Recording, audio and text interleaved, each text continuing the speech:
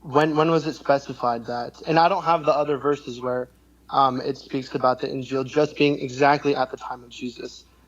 This, if this position was true, then this would just be a contradiction. It wouldn't actually be that. It's confirming, the biography that was written after. Because my whole point here is just simply the Injil, regardless of where the name came from. That's an interesting conversation. The Injil, at the end of the day, is the book at the time of Jesus. Obviously, it cannot be at the time of Jesus, written after. Okay, but let's see now. I want you to focus with me with what we see in the screen. Does it say confirming what is with them? Yes. Okay. This is 600 years after Jesus. So now, regardless of the name, regardless the book given to Jesus, not to Jesus, to John, to Peter, it doesn't matter now. The book is with them, is confirmed. Do we agree?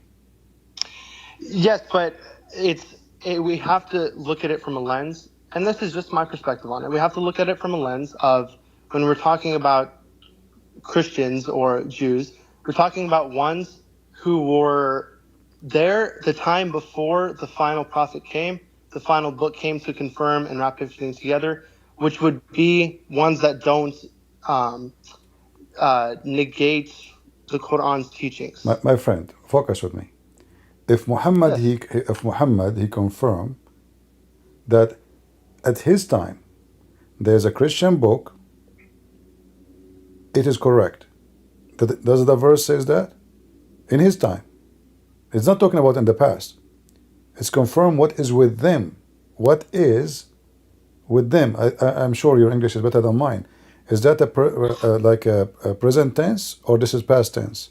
No, I know. I'm just I don't know. I look at it in retrospect because at the end of the day, you keep saying the end of the day. What end of the day? He's confirming. Because at the end of the day, the Injil is a book that was given to Jesus. Not No a problem, book written, but no problem, my right? friend. It's, let us say, Allah, He handed a book to someone. His name is Isa by hand.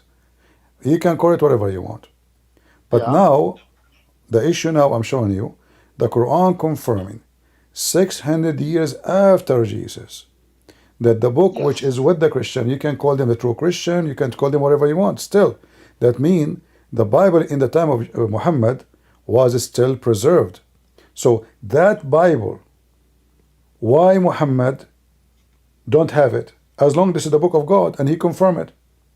As long he is a person, he is a final. Hold on, let me finish my sentence. Yeah. As long he was sent as a final prophet, as you said, shouldn't the final prophet appreciate the book of God, which he just confirmed, and he add the Quran to it? So if now we find that the Bible still exists, and Muhammad, he came as a prophet after the Bible, then he should do what the Christian did. The Christian, they did not throw in the garbage the book of Isaiah and all the prophets, or the books of Moses. No, we add them to our book. So if we confirm this book now, whatever that book is named, so Muhammad is a true prophet, then he should add this confirmed book, which is between their hands. There is no way Muhammad, he is confirming what is with them, but he do not know what is with them. Do I agree?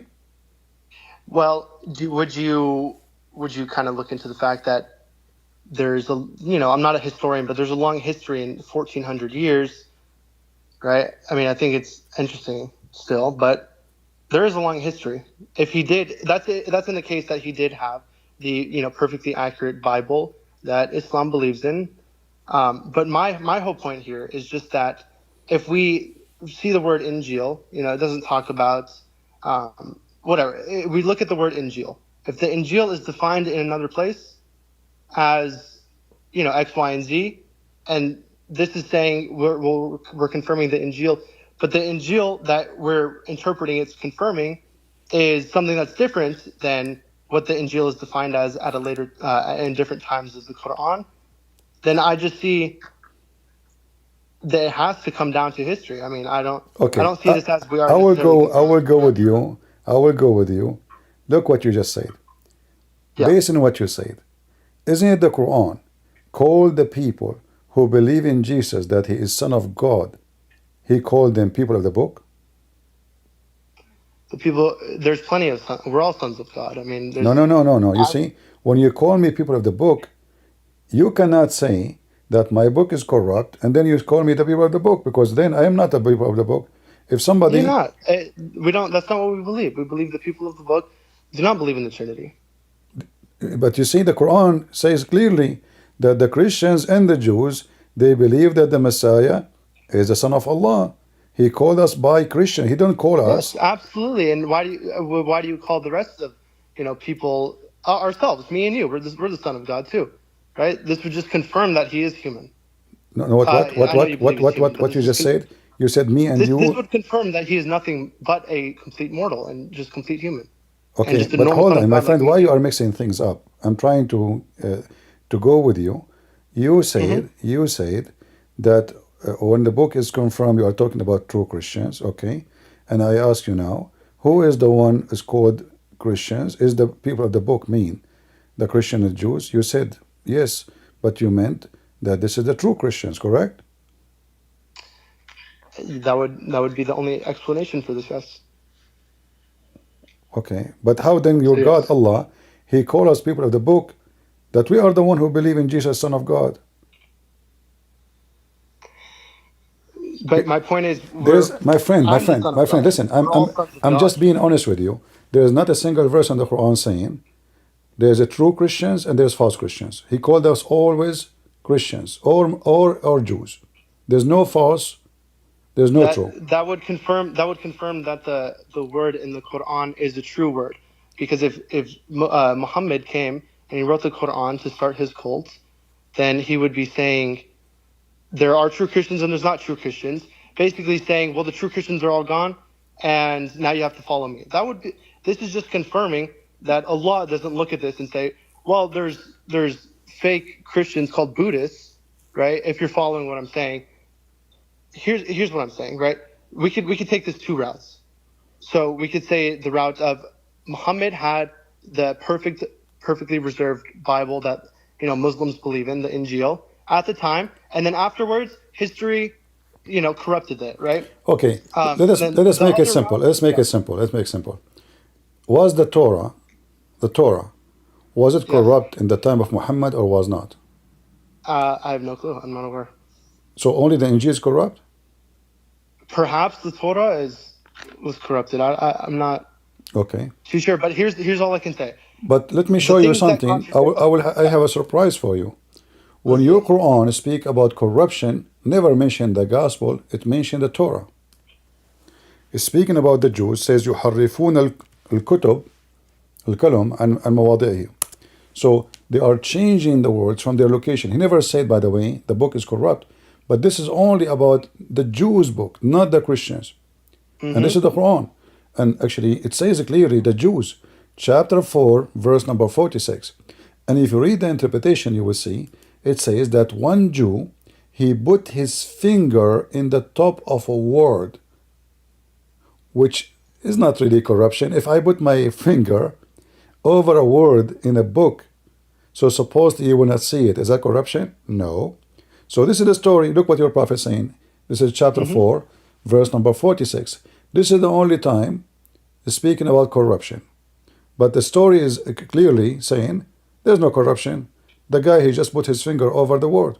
So here it says, from among those who are Jews are some who displace words from their right places and say, we hear your words, Muhammad, and we disobey. So look here. If we check the story, nobody changed words from their location. He just placed his finger over it. Number two, do you agree with Muhammad that the one who changed words from their location is doing corruption? Do I? Yeah? Changing the words? No, it's replacing, just read with me carefully, as it says. You're just covering a word, right? Displace words Yeah. from their right places. Do you agree with that? If this is what we call corruption. I mean, yes. Okay. But the whole Quran then is a corruption. Because if I ask you right now, what is the first verse Muhammad he received from Allah? Can you help me? Are you sure? But are you mentioning that they're not in chronological order? Well, this is a change of the location. If Allah gave it to you, verse number 1, verse number 2, verse number 3, and you just agree with me that the one who changed their location, how in the world I will make verse number 1, I will make it a chapter number 96. So go back to the number, the up there, the one that was green. The one what? I think there's a delay. Go back to the verse about displacing words, please. Okay, so I'm saying, if I change the location and you agree with me, you say this is corruption. Not necessarily, because no, you said that a second ago. No, not the location. It's displacing words away from the right place. Okay, so are you saying if I take a sentence and I put it in different place, is that a corruption? That would be displacing words away from the right place. Is that a corruption or not? Yeah, I mean, yes, it would be corruption. Okay, let us, me and you, agree in the corruption. What corruption is to change what God gave us. We do not keep it as it is. Do we agree? Yeah, that would be corrupting the text, yes. All right. So if I go right now in the Quran and I read for you a verse and you tell me what happened here. It says that this day, today, I completed your religion for you. I completed my favor upon you, completed your religion for you, and I accepted Islam for you as a religion. This is the verse, according to Muslims, Muhammad, he received at the end of his life. Mm-hmm. How in the world it become in chapter 5, verse number 3? Read carefully with me. Yeah. This day, you know, when we say this day, we are talking about timing, correct? Mm-hmm. Okay. So now by displacing the location of the verse, we change the whole meaning, because now anyone who read this, he will think, when this verse came in the chapter of Al-Ma'idah, Islam is complete. So all the chapters after that, they are fake, because Islam is complete. Read carefully. This day, I have perfected your religion. So Islam is being perfect. This day, I have perfected for you your religion, completed my favor upon you, and chosen for you Islam as your religion. This can be accepted only if this is at the end, the last statement in the book. Do we agree? No. No, but this is what the Muslim says. They says yes. Well, this is again. You see, hold on. You see, it's up to you. It's up to you. Like, you know, it's like you are the one with decision. You decide, not the religion. But your religion says that this is the last verse Prophet Muhammad received. Yeah, but it doesn't. What we're mentioning here, what you said was that we're displacing sentences. This is an ayah. This is a structure. This is a change the whole meaning, because now I changed. Do you see the word this day? If I say if today is December 9, and I say to you, this day I completed your religion for you, and today is December 9, and then I come to you tomorrow and I say, okay, I have more verses for you, but yesterday you told me you completed the religion for me. Islam is complete. There's no more need for more. Muhammad is the final prophet according to Muslims, and today the message is complete. Well, I would say two things about this. I would say, number one, at the top of each page in the Quran, there's not a date. Second of all, this is mentioning afterwards, after we have perfected the religion. It's saying, things about what you do after we perfect a religion, if you sin or whatever of that sort. So at the end of the day, this ayah, I mean, this is only a part of the ayah. From what I could see, I would assume, well, this ayah isn't to be like, okay, this is the conclusion of the Quran and this is like the ending of the story. I would see this as the thing that you have highlighted right here is kind of context to the rest of the ayah. And then at the same time, the whole thing's not in chronological order, and there are no dates at the top. It's not a journal entry. That's how I and see. once again, I'm not here. I'm just saying this. Okay, is okay. I will go with you. So if you are reading a book, I wrote many books. So now if I say to you in page number 5 in my book, thank you for reading my book. The book is finished. and then I continue writing chapters. Don't I look stupid for you? What's the point of writing a book that's fiction, non-fiction, anything of the sort? What Versus fiction? I'm not writing talking a about book fiction now. that is Listen, meant to I'm be. saying to But you, this is a book that's meant to be a message and a law and a guidance. what message? Okay, we will go to the message so we can laugh.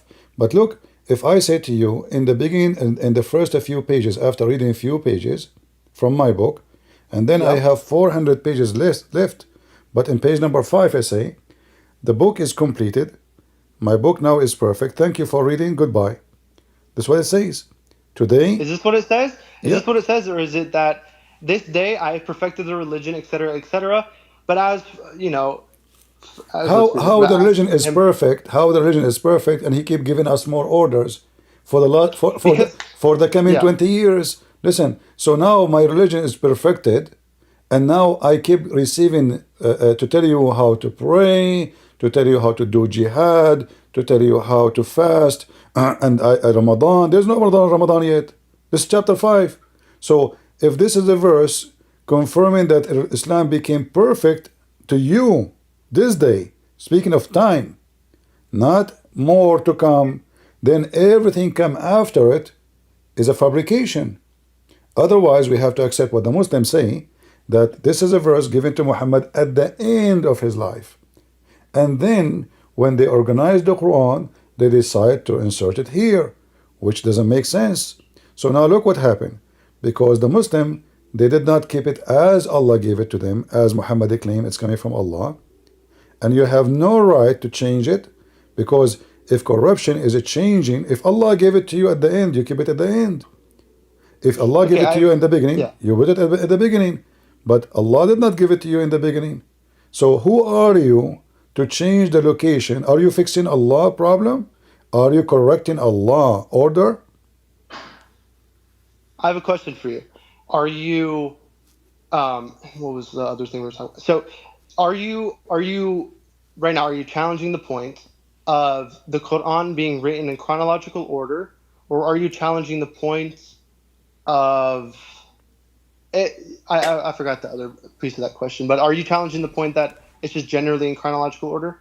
My friend, I'm showing you, I don't care about the whole Quran as a book doesn't make sense, but I am showing you that the Quran doesn't make sense, because whatever you want to say, it's in order or not, this is not a verse according to Muslim was not given here. So who is the one who made decision? The Quran collected after Muhammad's death. And Uthman, the most famous Quran is Uthman, which the one we are reading right now. So now Uthman and the Muslims, they decide to insert this verse here. But isn't it, this is exactly what corruption is? If God gave it to you, if God, he says 1, 2, 3, 4, who are you? Who gave you the authority to put 4 before 5 or after 5 or after 6? Who is the one give you the authority to put what it was in the number 1 to put it at the end? So remember, the Quran says those who displace words from their locations. But this is what the Muslims do. This is not what the Bible says. So and this, once again, are you challenging the point of it being in chronological order? No, I'm not challenging that. I'm showing you that this is not a book received. I'm just showing you the book which Allah He sent. Displaced. Huh? So the ayah was that words are displaced in not the right place. But this is what corruption is a changing how Allah gave it to you. If Allah gave it to me in such a way, who am I? Who gave me the authority to take this verse? Obviously, this verse was given with other verses. Who gave me the authority to take it from here, put it there? Am I making a makeup? Is that a decoration? Is that a furniture? I can put the chair here. If this is the book of Allah and we respect the book of God, then nobody have the right to change the word of God. So what this verse proved to us, that the word of God, Muslims, they say it's preserved. It's not, because you Muslims play with it. And the same happened when Muhammad received the chapter of Iqra, Bismi Rabbik, and Al-Alaq, sorry. And he said to him, read. That is number 1. Who is the one have the authority? Like, did the Muslim find out that Allah should not give it to us first one, he should give it last one? So if this is not corruption, what corruption? Same time, You mentioned to me that this book is a message. Let me ask you in front of everybody. Can you tell me what is the message of Islam? Yeah, but first, I think this is a weak argument because there's a lot of context in this ayah, number one, and then number two. What is the contact? What is the contact? It says if you don't eat pork, this is Islam now. Islam don't eat pork. It's completed now. So if I make a verse now saying don't eat falafel, Islam is perfect for you. What does this have to do with perfection of religion? Religion is about what to eat.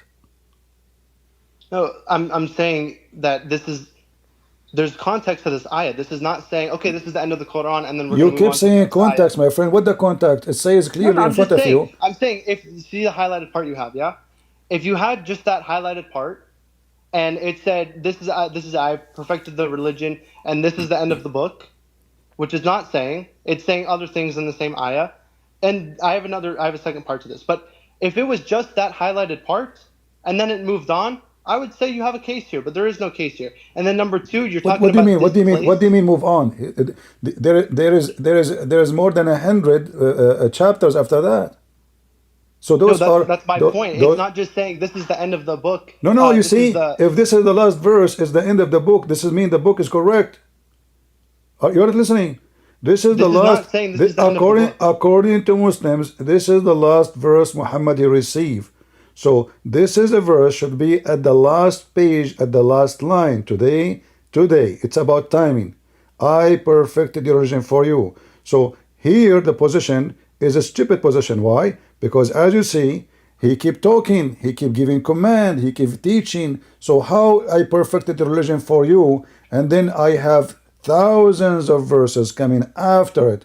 How it's perfect today, but we keep talking and we keep giving verses. Either it's perfected and we are done, or it's not done yet, so we give you more. So you look like you are not listening. This verse I am, but is it the looks like your last argument here is the just last simply verse in the Quran. Yes. It is But it seems by like nature, by history. Yes. Huh? Your argument here is just the fact that it's in chronological order. I'm not the right person to debate on this. No. I'm not. I'm talking about It's not about chronological. I'm not talking about chronological order. I'm saying there is a change. That's Displacement? all. There's a change. So now me and you, we have to agree that somebody took verses without the authority from Allah and put it We here. believe it. We believe everything has the authority, is under the Okay, authority of Allah. give me the one who gave the command to change it. Go ahead. I'm listening. Who is the one? I'm not a theologist. I'm not No, aware of isn't all it this okay? stuff. Isn't it the Quran collected after Muhammad's death? Yeah. Okay, so Muhammad is dead now. So how is it possible that Muhammad he came from the grave? He told Uthman, he put it there. Even Muhammad, he have no right to change it because he's just a prophet. He is just a messenger, and the messenger, his duty is not to change the message, but to deliver the message as it is. So as long we prove that this was not what Allah gave, that means the Quran cannot be valid. If we can find one verse is not what it is, then the rest, and now actually we have hundreds of verses, none of them can be from God. But I will go with you. Forget about all of this. You said to me, you keep saying, Muhammad, he came with the message. Yeah. Is this the message? Don't eat pork? This is a law by God. This is a guidance. Yes. Don't eat pork is a guidance, and that is the message. So Islam is about eating pork and drinking camel urine, and that's it. Islam is complete. No, no one ever said that.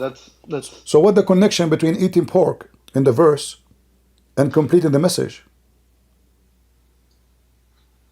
It's just talking. I mean, I don't. Let's read the whole thing. So it's just saying. Read the whole I thing. Go ahead. perfected the Read the whole thing. It says it's forbidden for you to eat this food and this food and this food and this food. It's about food. This is a fact. I mean, it's just. Yeah. I mean, what you're comparing. You're saying this was randomly displaced in an ayah about, the baz for him who's hungry. He can eat the pork. Allah is forgiving and merciful. Yeah, but what this have to do? What this have to do with completing the message? Like you see, if the verse saying worship Allah alone, and that today I say, okay, you know what? This is the message. It's about worshiping Allah alone. But look what it's talking about falafel, hummus. So how a verse about making sandwiches and food and recipe has to do with completing this day your religion for you? The religion is not about a food. It's about God. Who is more important, eating pork or God? Who is more important, what you can eat or who to worship? So here you notice that this verse is placed in a very silly place, because if this is a very important verse. Today I completed my favor. So the favor of God is completed. Okay, so we put it here, and in a verse talking about what? About kitchen. Okay, I mean, this is it doesn't disprove Islam in any way. It's just Okay. it's just an ayat that's put Now together. I have a question for you. Can the you message of Islam is what? submission to God? Is what? Submitting to God? That's false, because the message Okay. of Islam is to submit to Muhammad, not to Allah. Sure. Tell me where. Everywhere. Here we go. If we go in the Quran right now, which one? Like, have you ever heard of verses about mut'ah? Yeah, perhaps. Okay. I'm not finished. So your prophet, he received a command from Allah saying do mut'ah. Your prophet never received command from Allah saying don't do mut'ah no more. Muhammad, according to the hadith, he said don't do mut'ah no more. So do you obey Allah in the Quran where he says do mut'ah in chapter 4 verse 24, or you obey Muhammad where he says don't do mut'ah no more? And Muhammad is saying this based off of what Quranic verse? No Quran verse. There's no Quran to forbid the mut'ah. No, there's no. I challenge any Muslim in the world. Okay, where's the hadith? Where is what? The hadith. Where is it? Okay. Where does it say this? Okay, here we go. Let us show you. I will put it for you on the screen.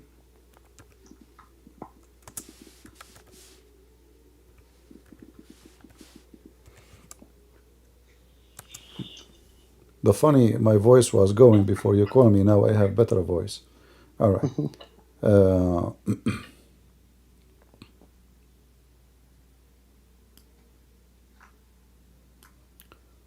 Let us see here.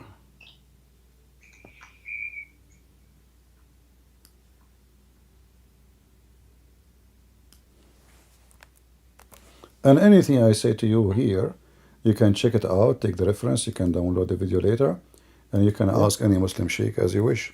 And you can invite sheikhs to debate me. Here we go as an example. I will, by the way, I will. Good, very good. So here it says that in the Battle of Khaybar, which is Muhammad killed the Jews, Allah Messenger forbade the temporary marriage mut'ah. Do you see it? I think it's loading. Okay.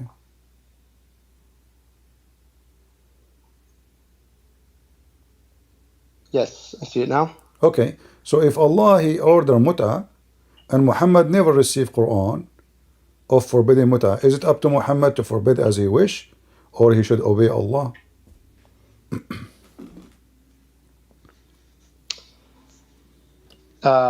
Let's see.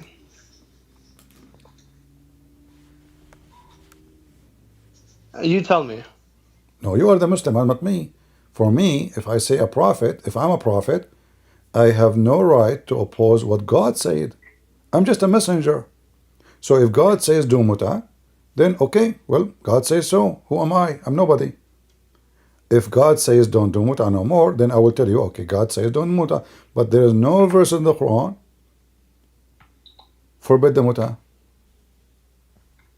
There is no verse in the Quran that forbids temporary marriage? No. Not a single verse. In the chapter, it's English, it's called Women. It doesn't matter. Any chapter you want. Yeah, but that's where it talks about marriage a lot. Yeah, but there's no verse. When I say to you, trust me, I'm a Christian prince. I don't say things. Sure. Yeah. Okay, sure. Well, yeah, let's debate. I mean, we can dive into that, but What do you mean? What do you mean debate? I'm not sure. I'm saying, listen, I'll bring Sheikh. We'll talk about this. I'm not knowledgeable enough to talk about these things like the back of my hand. What about you call the sheikh right now? I don't have a sheikh yet. Oh, okay. And besides, it's 1 a.m. So. All right. Well, I don't know. I think I think you still did not win on the argument of the displacing of the words, because when we look at the way the messages were given to Muhammad, Read. it was within ayahs. Just read what I just showed you now on the screen. It's still loading, but All right. if you displace an ayah, are you displacing words in the wrong place? My friend, nobody have the right to change anything for the book of God. This is anyone. He changed it. Nobody have the right. This is called corruption. If I replace order of anything in the document made by government, this is called fraud. Where does it? But this is not. So where does it say if you move locations rather than displace specific words? It's the same. Displace. It's not the same. You see, my friend, I just told you that the verse about the Jews, about this place, if you read the interpretation in the story, and I can show you the hadith, the Jews did not change anything. The guy, he just put his finger over the word. You Muslims, you change the locations. Yeah, but he's not changing the location if he puts his finger over the word. Exactly. So how the Quran says displace when the fact did not displace? Because it's not talking about displacing by changing the locations. It's talking about displacing by the words within the ayahs. Okay, so now if you put your finger, if you are a Jew, and you put your finger over a word in the Torah, the Quran says, yuharrifun. Yuharrifun, the Muslim translation, displace is a lie. Because yuharrifun, tahrif mean corruption.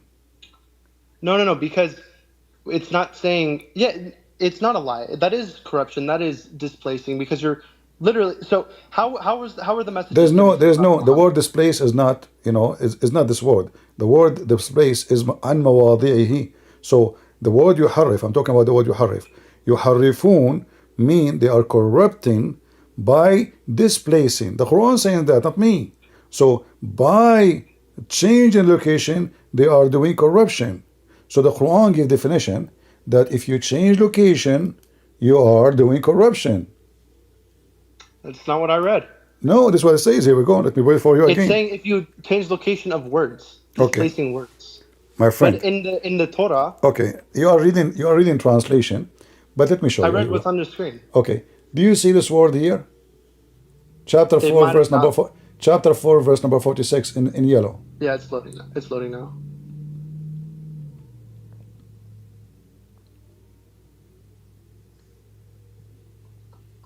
Is it loading? Did you pull up a new screen? Yeah, I opened the Quran now. It's coming. Okay.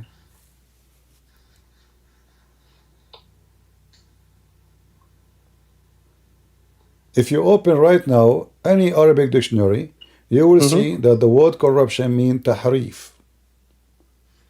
Yuharrifun is the continuous verb of corruption. So yuharrifun al-kalam an mawadi'ihi, they are corrupting the words from its place, which means displace the word. But what the word is, corruption. If we look at the translation now, and because you don't know Arabic, you think it doesn't say corruption. It does. It's about corruption. Let's change the translator. Remember, this is a Muslim website. It's not my website. But for me, I do not need the website. This is for you. For me, I speak Arabic. However, you can take the word by one and post them in Google, and you will see what the word tahrif mean. So look here. The translation says they pervert words from their location. What does pervert mean? Pervert. Yeah, what does it mean? What the word pervert words mean? Like pervert? Well, this is what it says, pervert. I don't know. I never used this word before. What does it mean? I don't know. Where's it? I mean, translation saying that. I thought your English is better than mine. No. Where does it say this? It says in front of you, it says pervert. The Jews. Oh, here we go. Some of the Jews pervert words. Yeah. What pervert? From their meanings. I mean, I guess it sounds like it's just saying change words from their meanings. Okay. So now you see, every translation giving us different story. So now it's not displacing. Suddenly it became changing the word meaning. See? I mean, this is a messed up religion. Everybody No. So go back to the other one. When it's talking about displacing words, I think you're missing the point No, where. no, I'm not missing the point. We can go. Listen, We it says can go, my displacing friend, words my friend. from the Okay, right place. Yes. okay. No, no, they did Yes, that's not. what it said. No, no. You see, it says عن مواضعه, which means its location, but the word يحرف mean to corrupt, Yes. corrupting. You can go right now. You can do this. Let me help you. You can open Google Translation, copy the word, huh? And paste in Google Translation. Can you do that? Yeah, I don't have it in front of me, but All right. let's see. Which chapter? Chapter 4, verse number 46. Okay. But do you not see where it says the point where it says the right places My in the friend, ayahs? this is what they say. I mean, No, but here's my point about this, right? How were the messages given to Prophet Muhammad? How? It was through ayah. It was an ayah at a time. Yeah. it doesn't matter. Still, it's It not. does. It It's, does it's, because no, when you, it's still. You have no right. If this is the last verse was given to Muhammad in his lifetime, you have no right to put it in the front. That's it. This is the last verse he gave. no, And actually, that's not how I read it it. makes sense, That's my how you friend, could my read it friend, with bias. my friend. The verse naturally makes sense only if you put it in the right place. So why you change it? Today I completed your religion for you. Nothing wrong with that. I perfected your religion for you. So the right thing to do is to keep it in its place where it is at the end of the book. So now, Okay, so where does it say that it must be in chronological order? so now God, he have to say that to you, so you can play with the verses as you wish, because God did not say so. Well, I can do the same to my Bible then. Now I can take a No, sentence of because Jesus. it's not saying. Hold on. Yeah. So now I can take Jesus saying this, and I can change the page. I can put it in this place. I can change this. I can mess up the whole book, because if I can change one verse, I can change all the verses. Just to place them. I write them in a paper, and then I put them in a box. I mix it in the box. I throw it from a high building, and then I bring the box, and then each paper I touch first. I write it as verse number 1, verse number 2, second paper. Doesn't matter if the verse was in right place or not.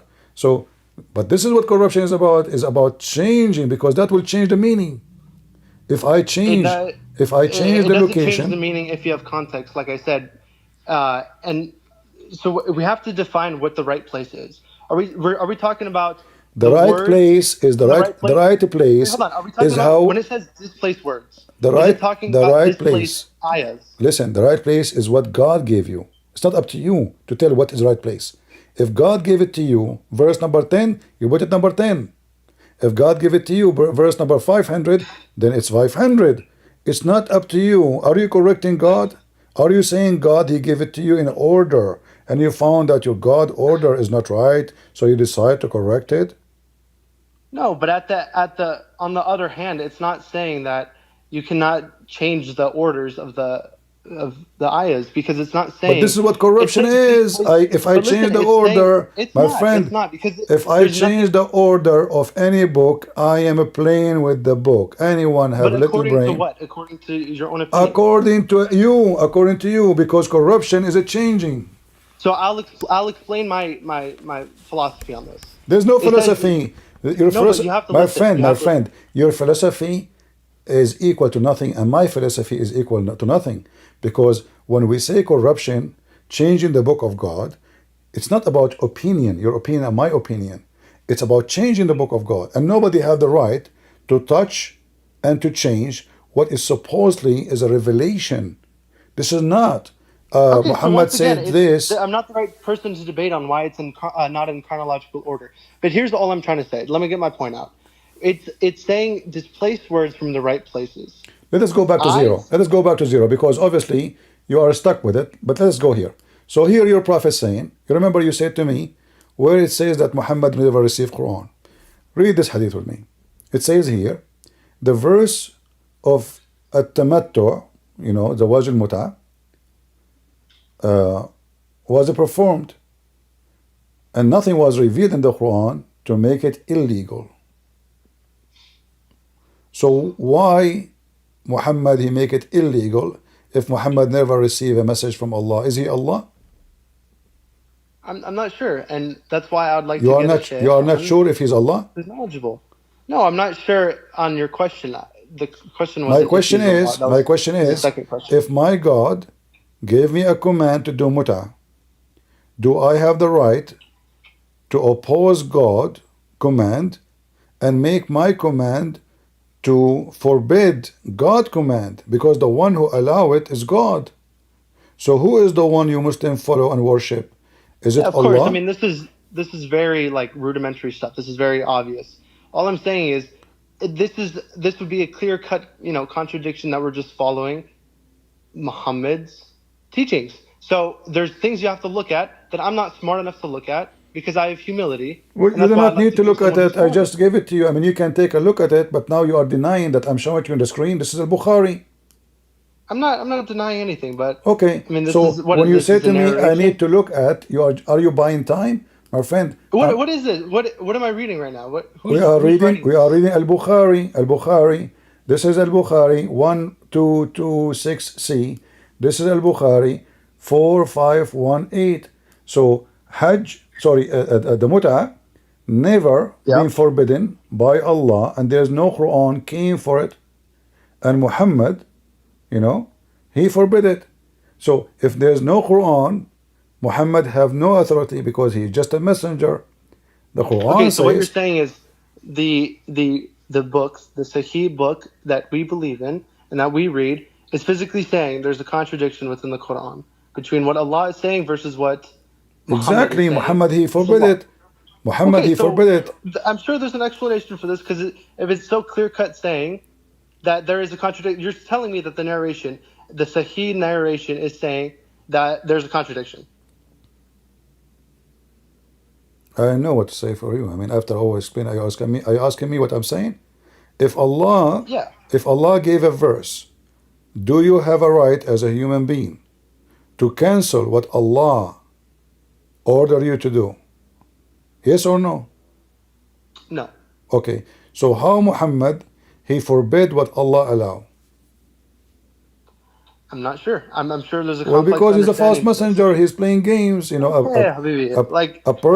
A person who follow God, he will not temper with the word of God by the mood. Same time, what kind of God allow you to marry a woman for 5 minutes? This is not even hadith. What is this? The mut'ah is in the Quran.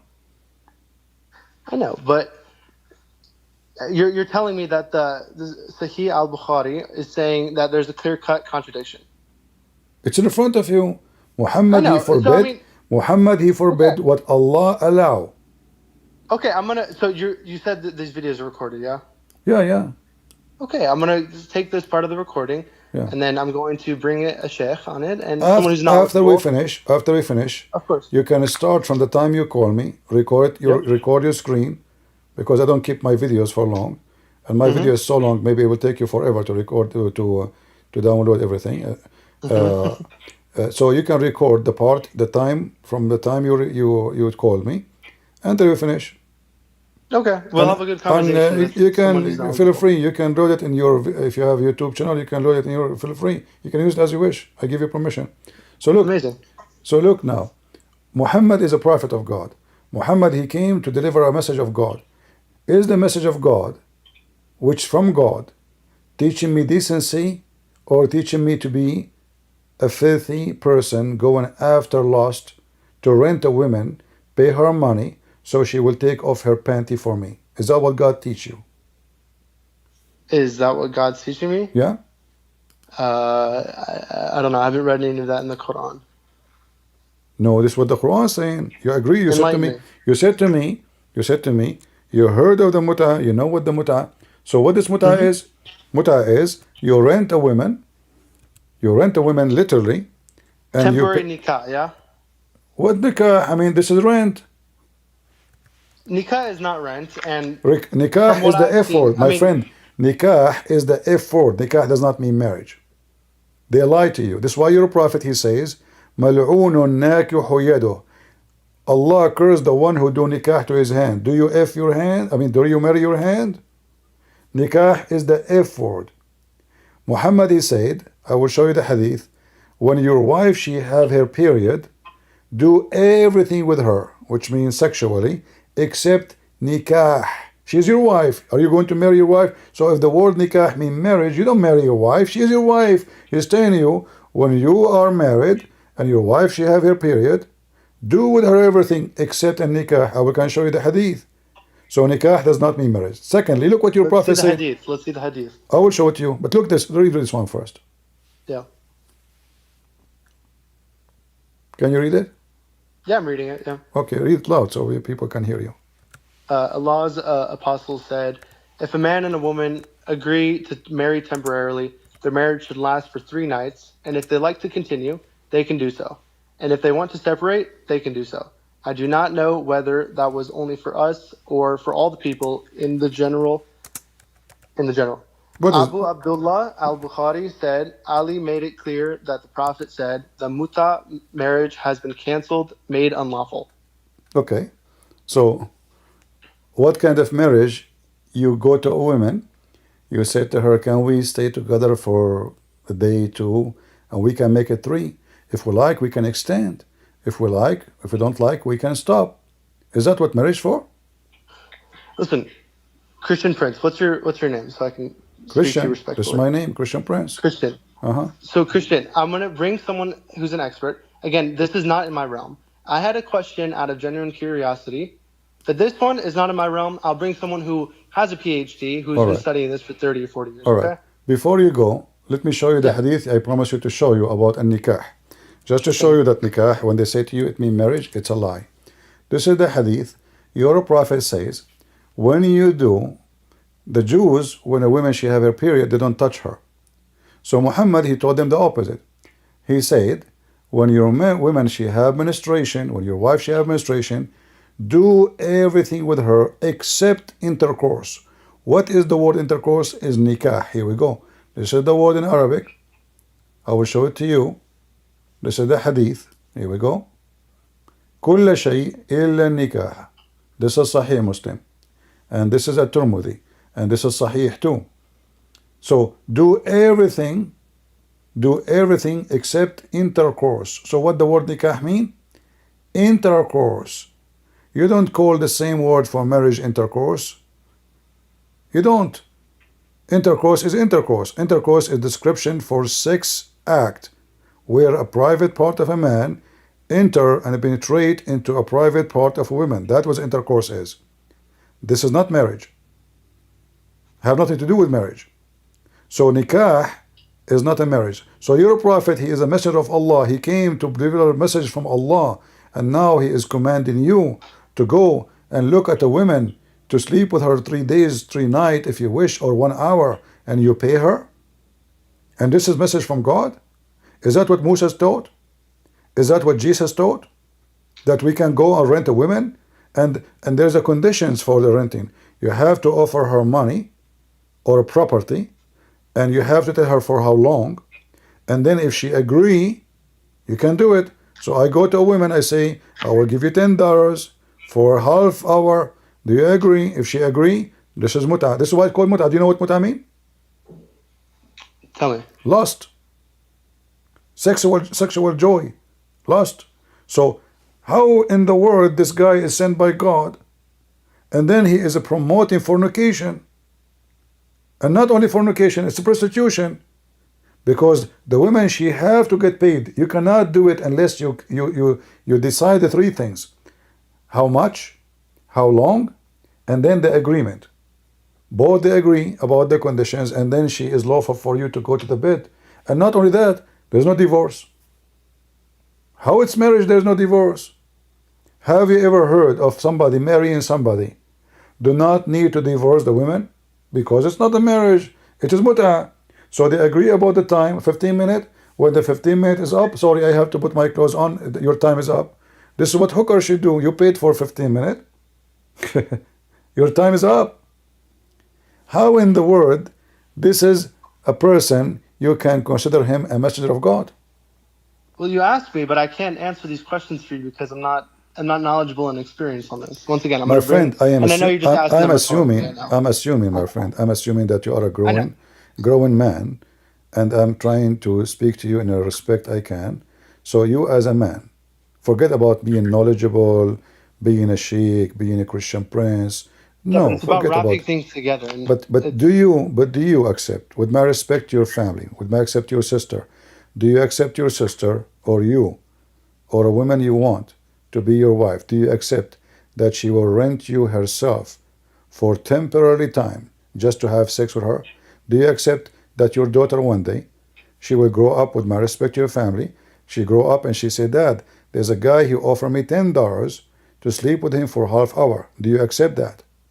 okay, there's two things about this. Number one, we have to look at exactly what the tradition is because I mean, it's not clear cut in front of me. Second of all, It's not a it's clear not cut for you. it's not up to me No, what no, I listen, accept. listen. I want to know how in the world you see. You keep saying the same. Look like you Because are. I haven't read the No, no, entire no, no, no, hadith. no, no. You see, I don't. Hold on. I notice that you keep repeating one sentence in order to escape any question. It's I'm not not a clear escaping cut. anything. It's not a clear cut. It's not a clear cut. You said to me this sentence maybe more than 20 times already. How in the world is not a clear cut? I just said to Because you. I just like said to here's you. something I about just said to you yeah. something anyone can answer, either yes or no. There's no clear No, cut. because What a clear cut. If your sister, with my respect to your sister, if you have any, she said to you, a guy he offered me $25 in return to sleep with him for half hour. Is that a good approved thing by you? Do you need a clear cut? Give me the answer. Is that good? Is that okay for you? it's not my preference. No, Why? there's no reason why it's not my preference. This is not my preference. Why But aren't why? you? Why? Is that because it's filthy? Is it because this will make her prostitute? No, there's no specific reason why, and I'm not You see, sugarcoating you are anything. trying to escape No, the I'm not answer. trying to Yes, you escape are, anything. because there is a reason. The reason is this is not marriage. The reason is that this woman now she is selling her body. With my respect to your family, so now you are trying to escape the humility of the question, saying this is not my preference. But this is not No, the about. reason This is is not because about my there friend. may This be is not women who about. This is prefer not this. about food. This is not about salad. No, no, This is no, not no. There may about. be women who prefer this. There may be women who don't prefer this. No, no, It is about you. preference. Let us say you are the father of the house. Your daughter is your daughter. Do you appreciate your daughter doing such a business? Every few days If there's a if guy my come daughter, and he wanna if rent you're her. saying if my daughter was a prostitute, Huh? no, I would not accept this. No, Why? because I would not like my daughter to be a prostitute. Thank you very much. So Muhammad is teaching you and teaching your daughter, with my respect your family again, to be a prostitute. So how he can be But a that's my messenger of point. God? That's my point, Christian. That's why I'm not. This is my point. I don't know if he's. It's not necessarily saying that you're just teaching daughters all across the world to just be prostitutes. That's not. It's not like. In fact, there is a verse in the Quran, it says it clearly that you can be doing pimp business as long the prostitutes agree. So the Muslims now they have women, and the That's fine, but Quran. it's not saying anyone has to be forced into prostitution. No, no, hold on. Who cares if I give you a permission to work as a pimp and use girls for sex to make money? How in the world I'm not forcing? And look, even if you force them, the Quran says Allah is all merciful. What do you mean Allah merciful? There's no punishment. There's no punishment in Islam if you are a pimp because it's permitted, especially. But what is a pimp? A pimp is someone who forces and abuses these women. It's not saying that. It's not saying you can go out and force and abuse women. No, no. He's giving permission. He says, force not your girls to do prostitution if they choose a chastity. So, okay, If they choose it, what? Are we a religion who teaches chastity, or we are a religion who says it's okay to be a pimp? The verse saying clearly, force them not to do prostitution if they choose not. Sorry, if they choose not, don't force them. But if you force them, Allah is merciful, which means nothing. So a bunch of women. It's saying you cannot force them, which is the definition. No. It says you can force them. It says you can force them because if you force them, Allah is all merciful. There's no penalty. So, and what if they You're agree? just talking Okay, about hold on. Okay. So now there's a guy, his name is Andrew Tate, and he opened a business bringing girls to open their legs in the front of the cameras. They agree. He did not force them. Do you agree with that? Is that okay for your moral? For my moral? Yeah. Did those girls choose the business? Did I say Would they I have my choose? No daughter do that? problem. No. So are you saying to me that you support prostitution as long the girls Did they I say like that? it? Huh? Did I ever say that? No. No. And Did so I say I would? that's what I'm asking you. That's what I'm asking you. So now, Would I feel comfortable with my daughter? No. But did people? Is everyone a Muslim? No. There's going to be people. we are who not talking about atheists. everyone. We are talking about Muslims. The Quran is the book of the Muslim, not the book of the Hindus. And this is the verse given to you, not to me. I'm not a Muslim. So force not your girls to do prostitution if they choose chastity. So what if they don't choose chastity? It's okay. And even if they don't choose chastity and you force them, Allah is more merciful.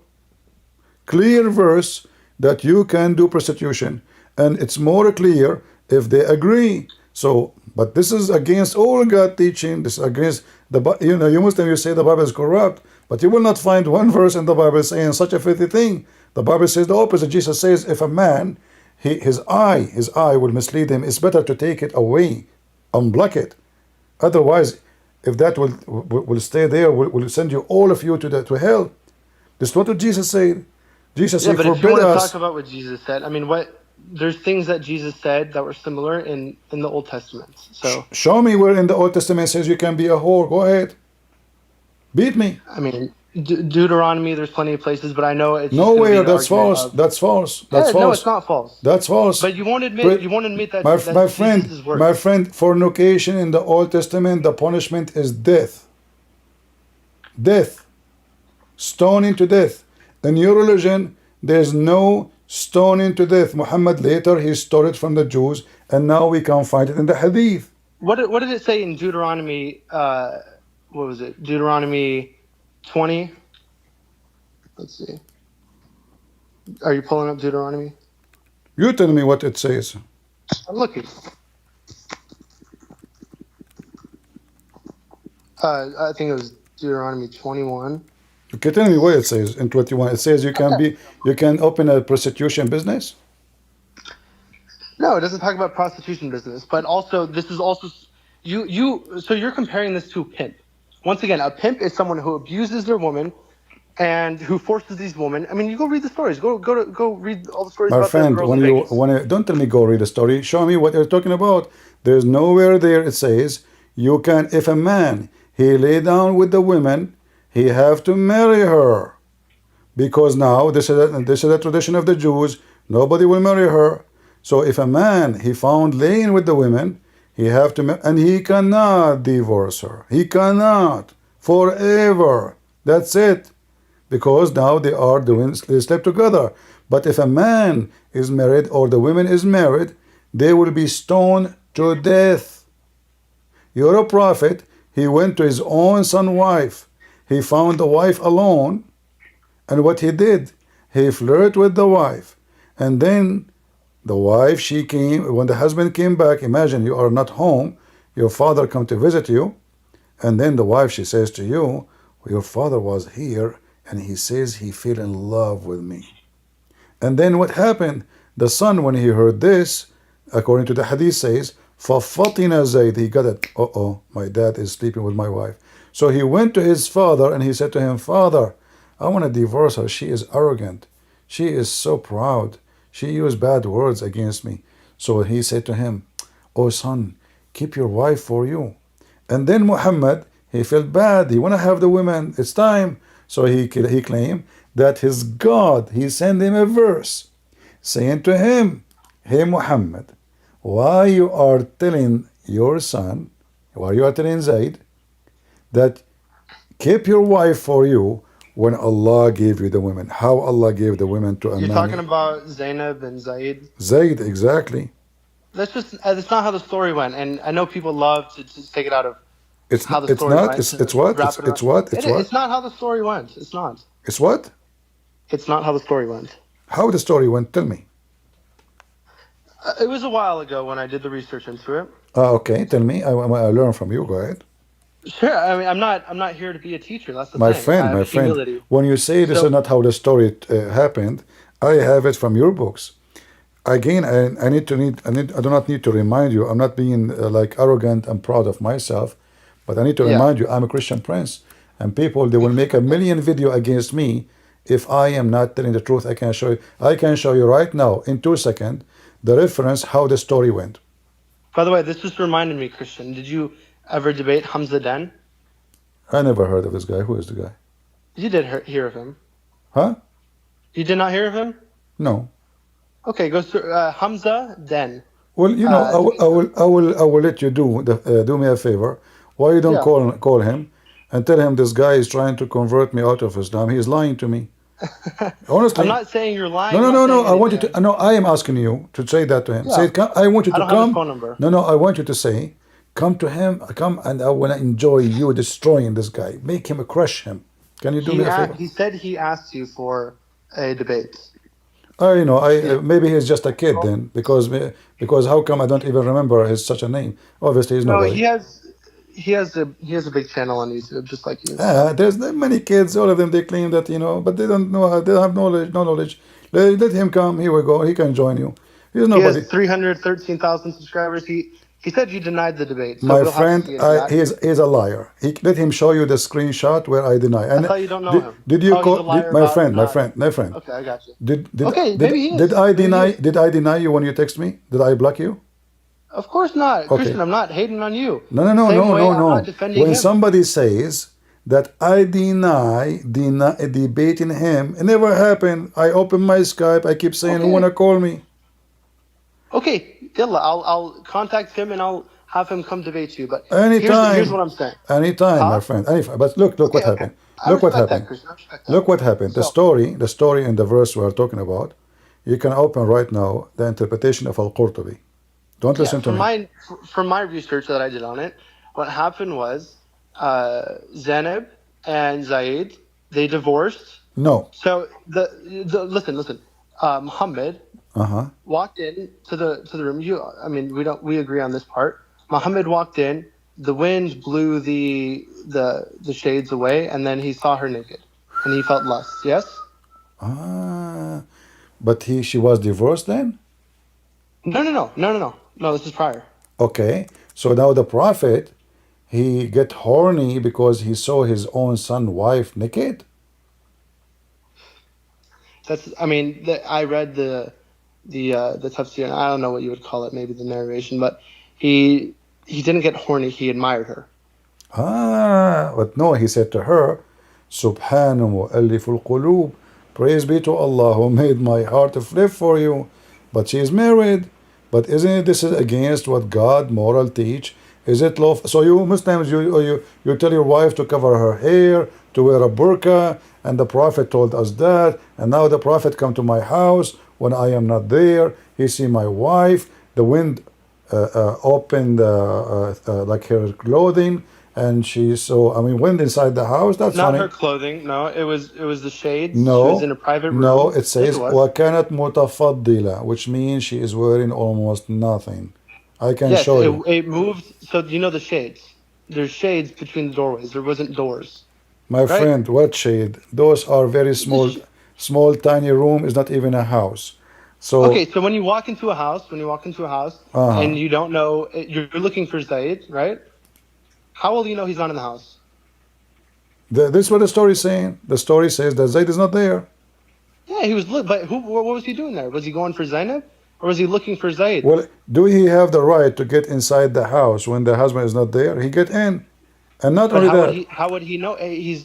How does he know Zaid's not there? He's looking. When you knock at the door, the wife she open. Is your husband? Is your husband here? No, he is not here.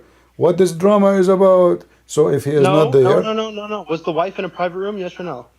What private room? This guy was a slave originally. Actually, he don't have a. They have a small tiny house. Behind the shades. Huh? What shade? What shade? Okay, show me the story. It says a shade. My friend, listen. I don't know where it is. Listen. Here we go. Let me give you the reference. Here we go. This is Al-Qurtubi. Sure. You can use Google Translation. I understand you don't speak Arabic, but you can open it in Google browser, and you can use Google Translation. I will post it in the chat. You can click there, so everybody can have the link. you will see, not only that, Aisha, she claimed there's a miracle happened. Since then, each time the husband, he tried to have sex with her, his penis swell. This is the miracle of the penis. So now, okay, but the tafsir mentions that they divorced for reasons of different classes. my friend, the verse in the front of you confirm that Zayd came to his father saying, I want to divorce her. He said to him, no, don't. And yes. I just gave you the link. Where it says it clearly that the penis of of Zayd, you know, he swell. Let us see. Let me be sure that this link is the one have the story. Hold on, give me a second. So, have you ever heard of a magical a miracle like this? So now I like a woman, and now the husband penis swell because he want to have sex with his wife. So what? God, he don't want him now to touch her because she's preserved to Muhammad. You know, Christian, I actually have a question about this. Okay. Do you believe that this is a true story? Will you tell me? Are you saying to me you Muslims are a bunch of liars? You tell me. Do you believe it's a true story? Are you, as a Christian? I don't believe any story about Muhammad is true. I don't believe even a story Muhammad exists. But this is not my belief. This is your belief. You don't believe that Muhammad exists? No, there's no proof of him. There's no person, his name in history is Muhammad. Same time, how Muhammad, he claimed to be a prophet of God, yet he called himself Muhammad because Muhammad is a title for God, the praised one. May you show me proof for the writers of the gospel? Hold on. Who is the one? We will change topic. Who is the one who you call him the praised one? The praised one? Yeah, who is the praised one? One we praise? Allah. So why Muhammad, his name is the praised one? Where does it say it? Let's see. What? And Muhammad means the praised one. But there's different. I don't even know what you're referencing this. What different, my friend? If his name. Habibi, we praise prophets as messengers of Allah. No. His name is the praised one. Muhammad means the praised one. How you Muslim you claim that you worship a God, his name is Allah, yet his messenger, his name is the praised one.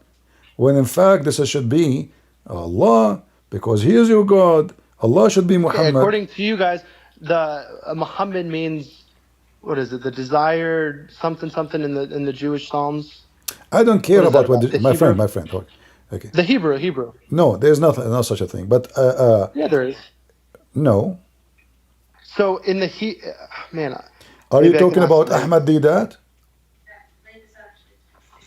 Talking about what? Are you talking about Ahmad Didat when he said Muhammadim? Yes. Yeah, but that is the same word used for female. So is he a wife? Is he a woman? Okay, then you cannot use Google Translate on this phone call because Google Translate translates I the exact I do not need Google Translation. I'm asking you to use it because you don't speak Arabic. I'm an Arab. I used Google Translate on the Hebrew. It came out to Muhammad. It didn't come out to anything. That's false. But the Google Translate. That's false, what are my you friend. Google Translate? Yeah, even Google. If I copy now a verse, because many people they are posting the same thing. Google search in the search engine, but if you post a word by itself, it's not going to come as Muhammad. It's false. There's no such a word in Hebrew as Muhammad as they claim. Because it's a name. It's not a word. It is the praised one, and it is not what the Bible says. In the same time, when this Didat he speak about it, he speak about what? About the Song of Songs? No, I'm just. I mean, I'm just going off of your logic. My friend, not my logic. Hold on. So, when Zainab, she married, your prophet, he flirted with her. She claimed that each time the husband Zayd, he tried to get close to her, Allah, he made his penis swell. Why Allah will make the penis swell of a man he is married legally and he have the right to sleep with his wife? Okay, if you believe that story, that means Jesus made his penis swell. Otherwise, you believe in Allah. How come? What Jesus have to do with Muhammad when I sleep with Zayd and Zaynab? You believe there's two creators of the earth, Allah and Jesus, and the Trinity? We don't believe in Allah. We believe that the Bible says Everything created by him and for him. Because Okay, that means hold Jesus on. You see, dwells hold by a on, hold on. You see, person. you are jumping like from here to there. Listen, first of all, obviously you do not know what Trinity. Trinity is not three gods. It's not two God, not one You God. never said it was. It is three person, one God. So when we say I'm very Jesus, aware of what you believe. when we say Jesus, we mean still this the Father. When we say the Holy Yeah, Spirit, I didn't say Jesus and the Trinity. I said Jesus correcting the Trinity, right? The God, right? So I'm just saying, if you're saying you believe that his penis was swelling because of because Muhammad wished it upon, that means Jesus, what Jesus have to or do? I don't understand. What Jesus have to because do with there's the story one. of the I'm penis? saying, is there one created? Yes, obviously. What the story of the penis of the husband Zaid have to do with the name of Jesus? Are you insulting my Lord? Of course not. I'm So why are saying mixing? because, We are talking about by a the way, I'm not guy. blasphemous against other religions. What? Here's what I'm saying. Here's what I'm saying. If you Okay. believe in the story of his penis swelling by the will of God, that would mean Jesus, right? So like the only God, there's only one God over the universe. You're believing that he was making his penis swell. But your God is not my God. Your God is the Allah, the moon God. What That's does what have I'm to do with saying. Jesus? No. You see, no. This is the story. This is Zainab. Obviously, I don't want to be rude to you, but Zainab is acting like a whore because a decent woman, she will not tell her husband that your father is flirting with me and she like to go there. She is to the point. The guy, he went to his dad asking him permission. Even imagine, the man don't even dare to divorce the wife without a permission from Muhammad. So Muhammad have full control of the man. He controlled the wife, he controlled the house, he controlled the son. So now the son, he's a man, he's a grown man. Why I need to go and ask Muhammad to permit me to divorce her? Because obviously he's just a potato. He's nobody. Muhammad married him to this girl so he can go to his house anytime, sleep with her. And now he became powerful. So why he is going to go there when the husband is not there? It is time for her to be here. She is beautiful. And the hadith says, وَكَانَتْ زَيْنَبْ بَيْضَاءٌ جَسِيمَةٌ مِنْ أَتَمِّ نِسَاءِ قُرَيْشٍ. She was one of the most beautiful girls of Quraysh. She was big, huge, fat, and beautiful because the Arab, they like to use fat women. So she's praising her beauty, and now Zainab flirted by Muhammad, and obviously Zaid, he knew that they are sleeping together. And about the story of his penis, this is your story, but let us assume it's true. That means your God is Satan, because a true God cannot and will not promote a man going to the house of somebody, looking at the wife when she is married. For this But is that's just a fabrication of the story. Not it's necessarily fabricate. Okay, It's not necessarily let a us complete lie, but it assume. has to do with Let us a little assume. bit of falsehood with your own opinion. Okay, let us assume. Yes. Let us assume that this story is fabricated by who? By Muslims. I mean, the only story that I read was that they.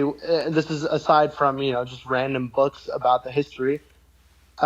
They decided to divorce. So okay, from the beginning, Muhammad. The story about him going into the house looking for Zaid. The wind blew the shades away, and he admired her. It doesn't Okay? matter, my friend. If I have little decency, that means Muhammad have no decency. Because if I'm a prophet of God, even I'm not a prophet of God. I never been and I will never be. I'm not qualified even to be a priest. Because I am a sinner man. But I will never go to a friend house, not a son. Someone is my friend. And I will never, ever flirt with the wife of my friend. I prefer to shoot myself in the head before doing so. I haven't read anywhere where he was flirting with her while they were married. What did no? Well, the whole story about that. There's no story about this except she is married. I just give you the link. She's married and they divorced. Why? No. Even the Quran confirmed that. The Quran. Look, listen, my friend. Listen. I've read it. I've read it. Show me. Don't tell me you read it. You are just being. I don't want to be rude to you. You are being arrogant. So listen. Don't tell me I read it. I'm not being arrogant. It's a big fat. Okay, give me the reference. Go ahead. No, you give me. You're the one on the offense. Show me Thank the you very references. much. So don't tell me I did read. You did not read it. It's there's no such a thing. There's not a single interpretation saying what you are saying. Absolutely no. Okay, I mean that's. So don't tell me I read it. And here we go. I just showed you in the page. Here we go. It says, وفي بعض الروايات أن زيدا تورم ذلك منه حين أراد أن يقربها. So Zayd, each time he came out to his wife to do boom boom with her, Allah, he made his penis swell.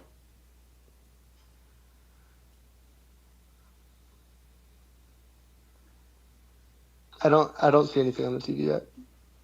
You will see it. I know. I can use Google Translation too, you know. But Okay, I prefer to show it to you first in Arabic, and then I will turn into Google Translation.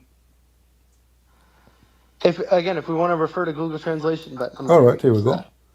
I will click. So the tafsir is lying. The translation. You Muslims, you make stories to make your prophet look bad. You see, the Muslims, they never saw it bad. That's why they put it there, because the prophet, he have a privilege. In the same page, it says that prophet have 16 privilege. Number 10th, if his eyes fall into a woman, her husband must divorce. Imagine, man. Imagine. Okay, out of no arrogance, why did he not force them to divorce? He did. That's what happened. He did when he told Zayd to stay with her. No, you see what the verse saying. The verse saying, "Are you afraid from what people will say?" In regards so to what? Muhammad, when Zayd came to him, he said, according to the story, he said to him, keep her. But he just came from there flirting with her. And the verse, it says, is that because you are afraid what people will say, which means you marry his own son, wife?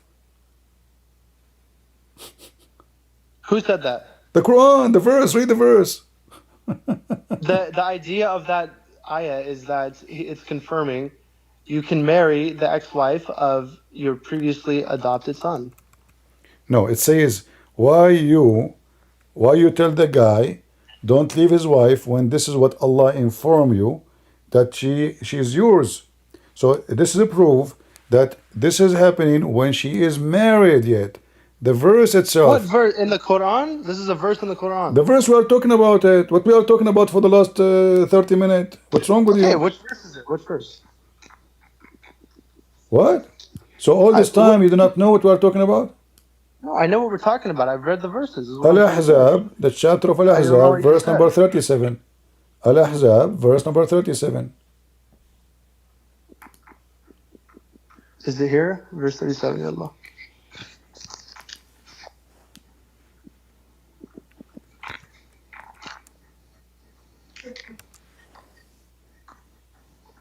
And remember, O Prophet, when you said to the one, and this is referring to Zayd, from whom Allah has done a favor, and you too have done a favor, keep your wife and fear Allah, while concealing within yourself what Allah was going to reveal. And so you were considering the people, whereas Allah was more worthy of your consideration. So when Zayd totally lost interest in keeping his wife, we gave her to you in marriage, so that there would be no blame on the believers for marrying ex-wives of their adopted sons after the divorce. And Allah's command is totally binding. This is what I just said. Okay. So the man, he came to his father saying, I want to marry her. I want to divorce her. The father, he says, don't.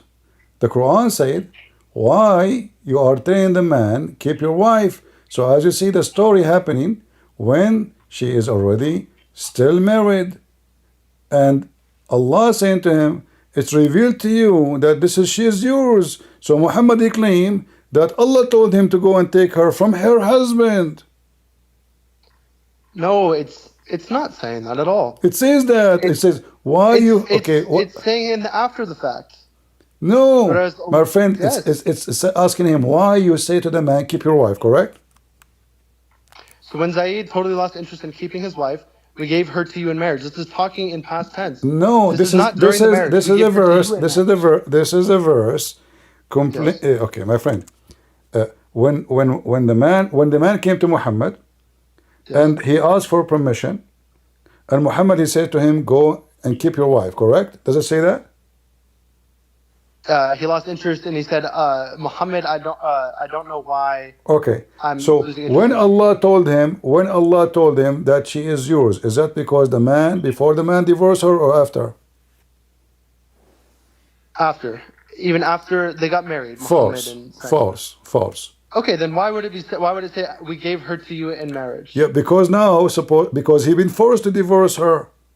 Muhammad is making a verse, fabricating a verse, claiming that God he gave me, because people they are talking what kind of a man he claimed to be, a prophet of God, marrying his son's wife. So now he fabricated the verse, says, look, Allah told me, why you tell the man to keep your wife when I made her lawful for you? But how she can be lawful for him? He is his son. But you're saying this verse was written during the marriage of Zaid and Yes, Zainab. and this is all interpretation. I challenge you. I'm not being rude to you. I challenge you to show me one interpretation. Ibn Kathir, Al-Qurtubi, Al-Jalalain, Ibn Abbas, anything you want. Not a single one of them. Can we? You want to go to Ibn Kathir? We can go right now in English. So yeah, let's do it. Okay, here we go. Let's go to Ibn This is the one I've Kathir. read. All right, here we go. Thank you.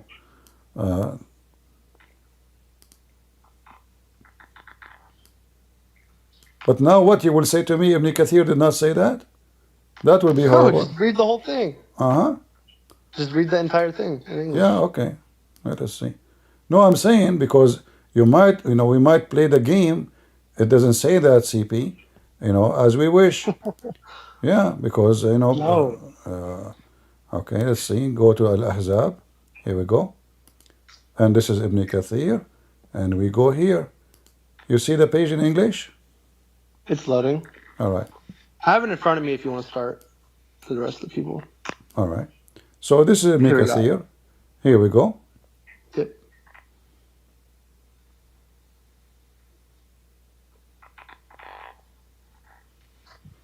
Is the page showing to you? Yeah, it's just you're clicking the. All right. Yep, good now. All right. So here, let us see from the beginning.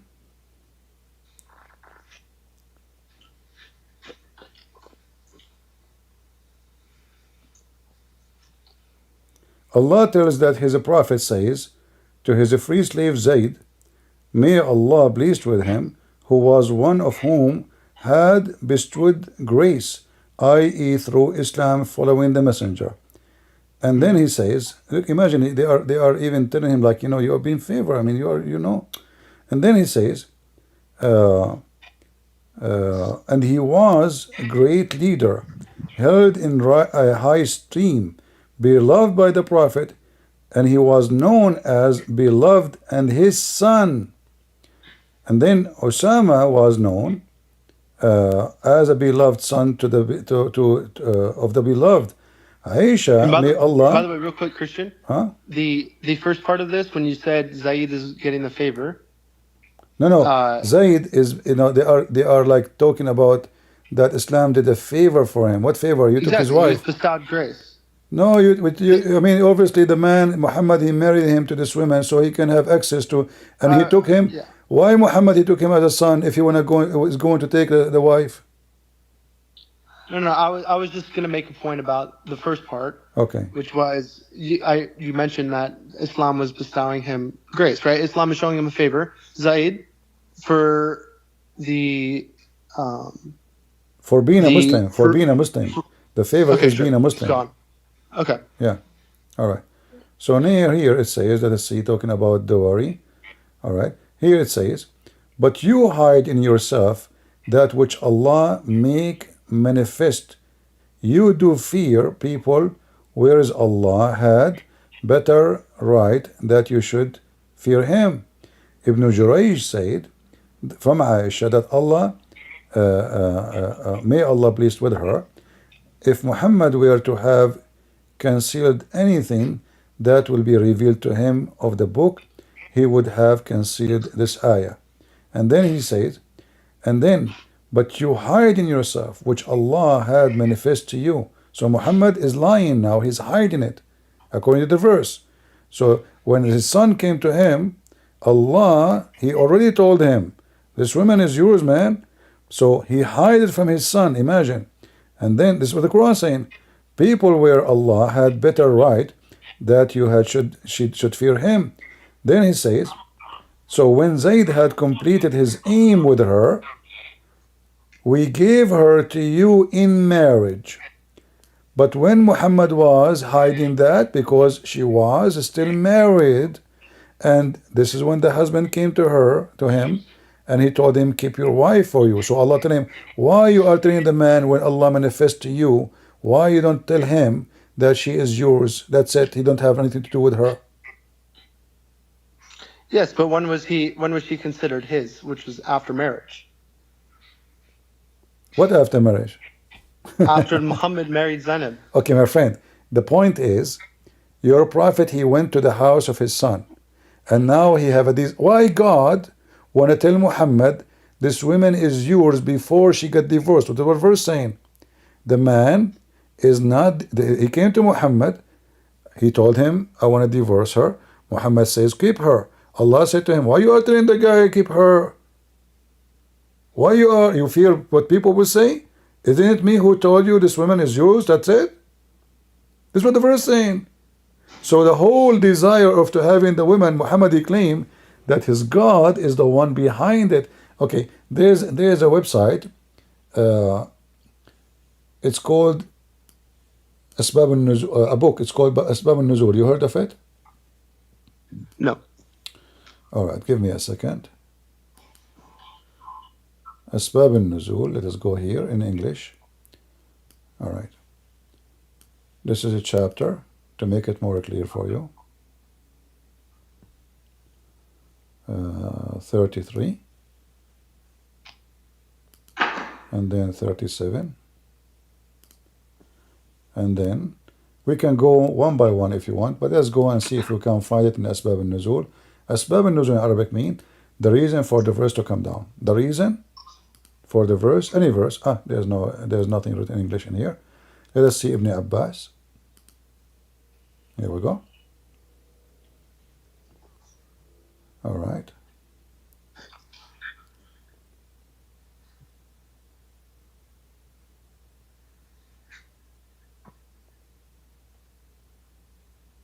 Not much. The same as Ibn Kathir.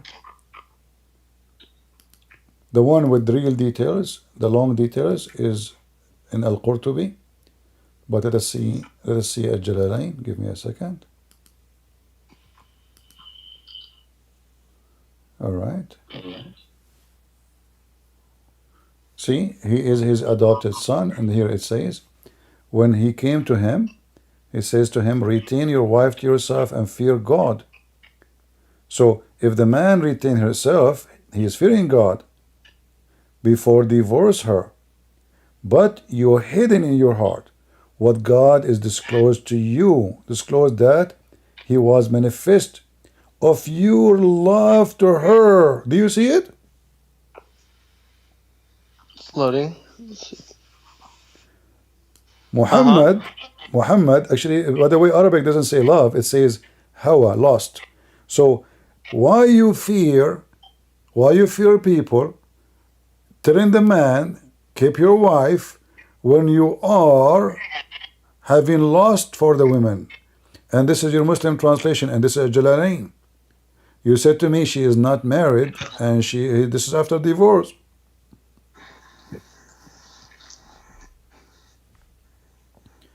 He said to the man, retain your wife to yourself and fear Allah before divorcing her.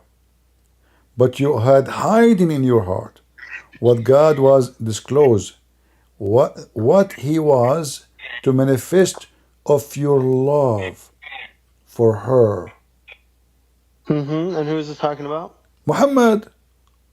So retain your wife. They're talking about Zayd. Yeah. So Allah telling Muhammad, Allah is not speaking to Zayd. Zayd is not a prophet. So Allah is saying to Muhammad, why you are telling the guy, retain your wife, while Allah disclosed to you, he manifests to you, based on your love to her, of the fact. It's Hold talking on. to Zayd or Muhammad? Huh? When it says retain your wife for yourself. Okay, that's a quote. Muhammad, they are quoting the Quran. Muhammad, he Okay. told the man, retain your wife to yourself and fear God. So a man who fear God should not let her go. Muhammad being hypocrite. So Allah says to him now, why you are telling the guy return your wife? Isn't it me who manifests to you based on your love to her? You should have her. So here you see that the man, according to the Muslim translation, which is wrong, saying he love her. In fact, he have a lust for her. So why the man who is a prophet of God, he have love for a married woman? And not only Yeah, I that, mean, I don't. It's not what it says in Ibn Kathir. even Ibn Kathir says the same. You see, or in translation.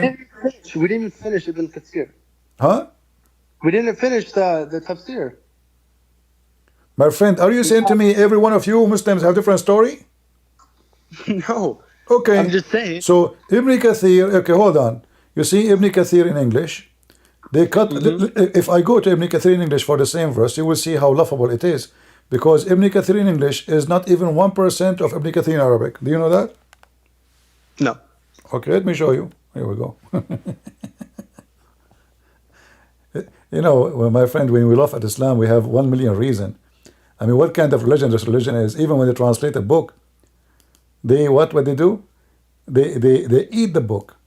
I have all the books of Ibn Kathir in my shelves, and then when you read in Arabic, I do not need even to show you the book. I will show you. Hold on.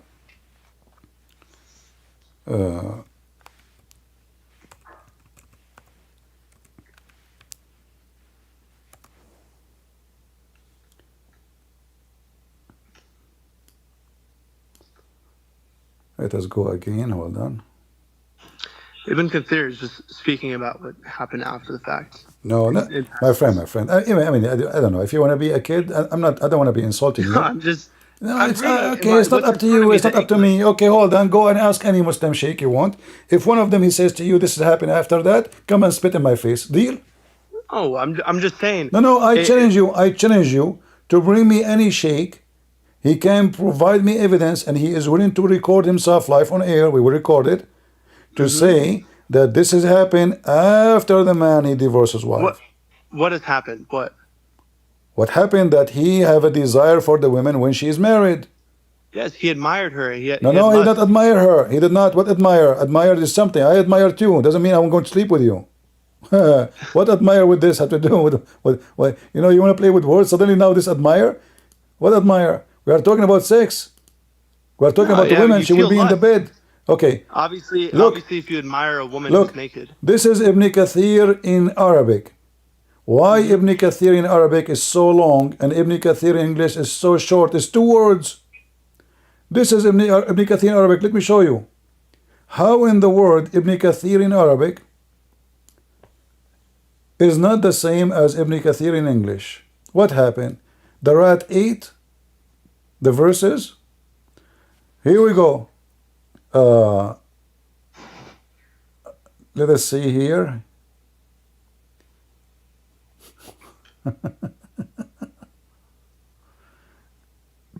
All right.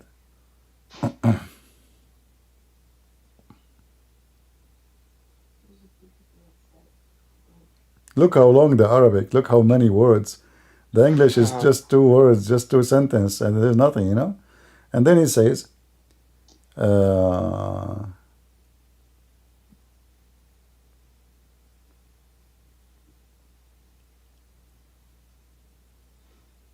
No, Tracy, that's not what I'm saying. do you see how long? Are you Tracy, going with me? Yeah, I see. I see, yes. Yeah, okay. According to Muhammad, Allah, he sent command to Muhammad to marry Zainab. Zainab, sorry. It's Allah's command to marry Zainab? Allah is the one told him to marry Zainab. I mean, the guy is victim. Muhammad, what can he do? He's doing charity. It's Allah's command to do to every action in our lives. So if I want to marry a woman now, the God, he will send me a verse saying, hey, this woman is yours. I mean, come on. And Muhammad have many wives already. Why he need a woman? Why this woman? Why this woman? She is married. She is married to his son. It's a shameful thing. I'm not. It's not a shameful thing. It's It is a there's no rules shameful broken in thing. this story. There's no rules broken in this story. Is all Okay, I'm saying. read. This is It does not At-Tabari. This is disprove. At-Tabari, the father of all interpretation you Muslims have. It says here. So it says here, and the Prophet once he came to the house of Zayd, and there was a curtain, and the wind left the curtain, and he saw her inside her bed in her bedroom, and she was hasira. So he fell in love with her, or he liked her, and then he said, when Zayd came to him, he said to him, "Keep your wife for you." And why is that? Because simply Muhammad being hypocrite. Why is that? I mean, you like the women. Because it was an arranged marriage. What? It was an arranged marriage set up by Muhammad. Why would Muhammad say, "We're going to arrange this marriage, and then I'm going to ask you to divorce her"? Why? The man is already married to the women now. Muhammad, he come to the house. According to At-Tabari, the curtain lift up.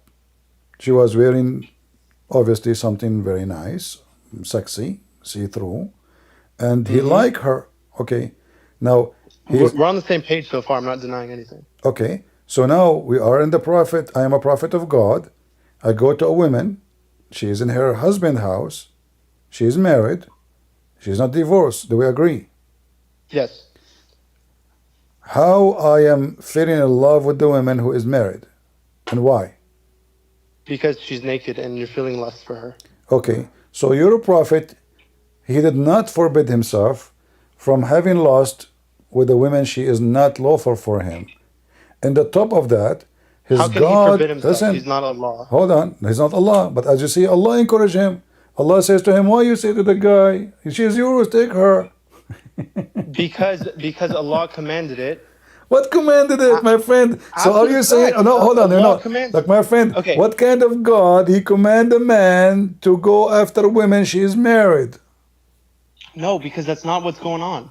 It's saying this after the fact. This is a translation and narration after the fact, saying, in retrospect, why are you concealing this when Allah has commanded it that they will divorce because we believe Allah commands Zayd. He doesn't have feelings for her anymore.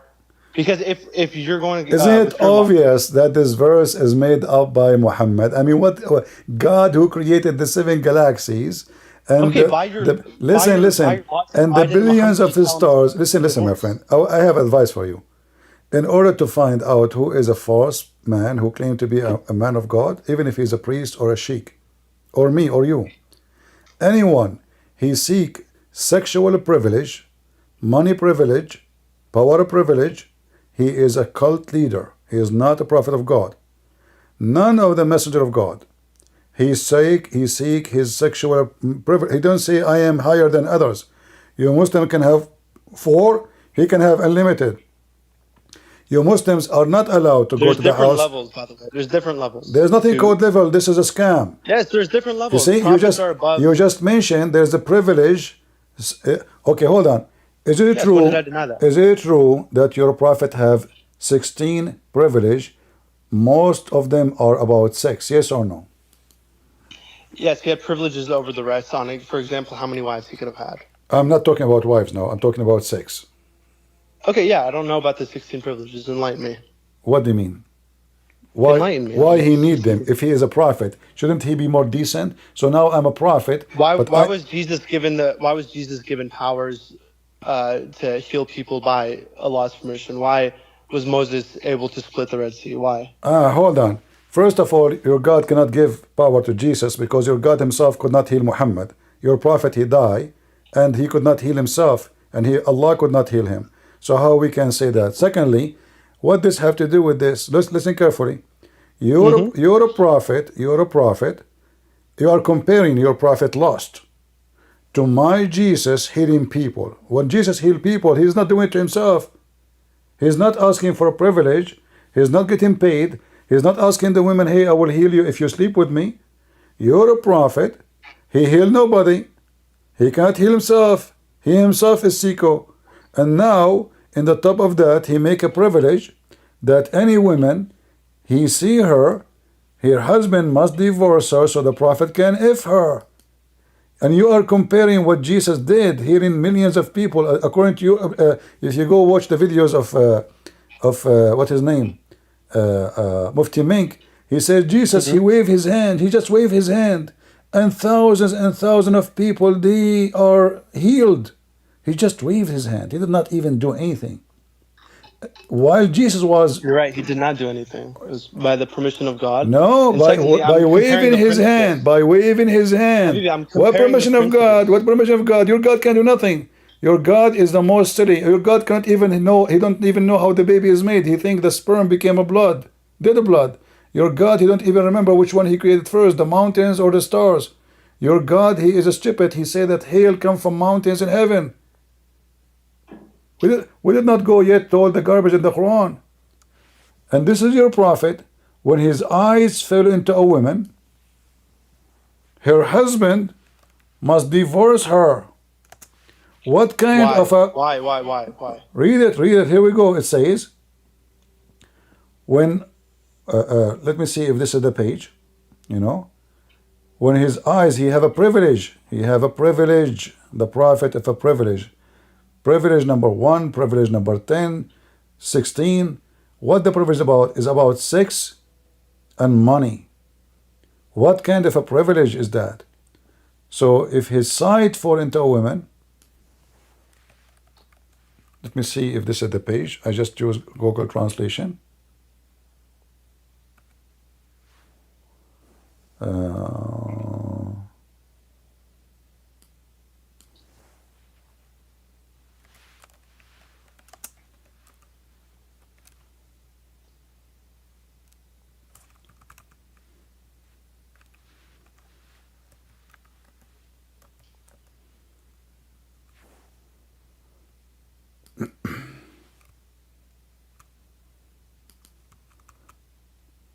I'm just trying to find the word. Divorce, hold on. Okay. Let us see.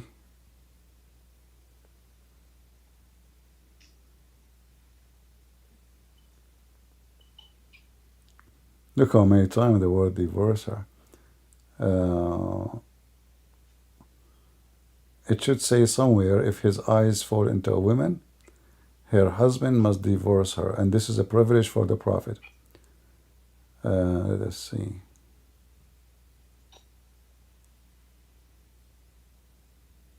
And coming with humility, may I ask why Muhammad told Zayd, stay with her? Why? Was it just for the show?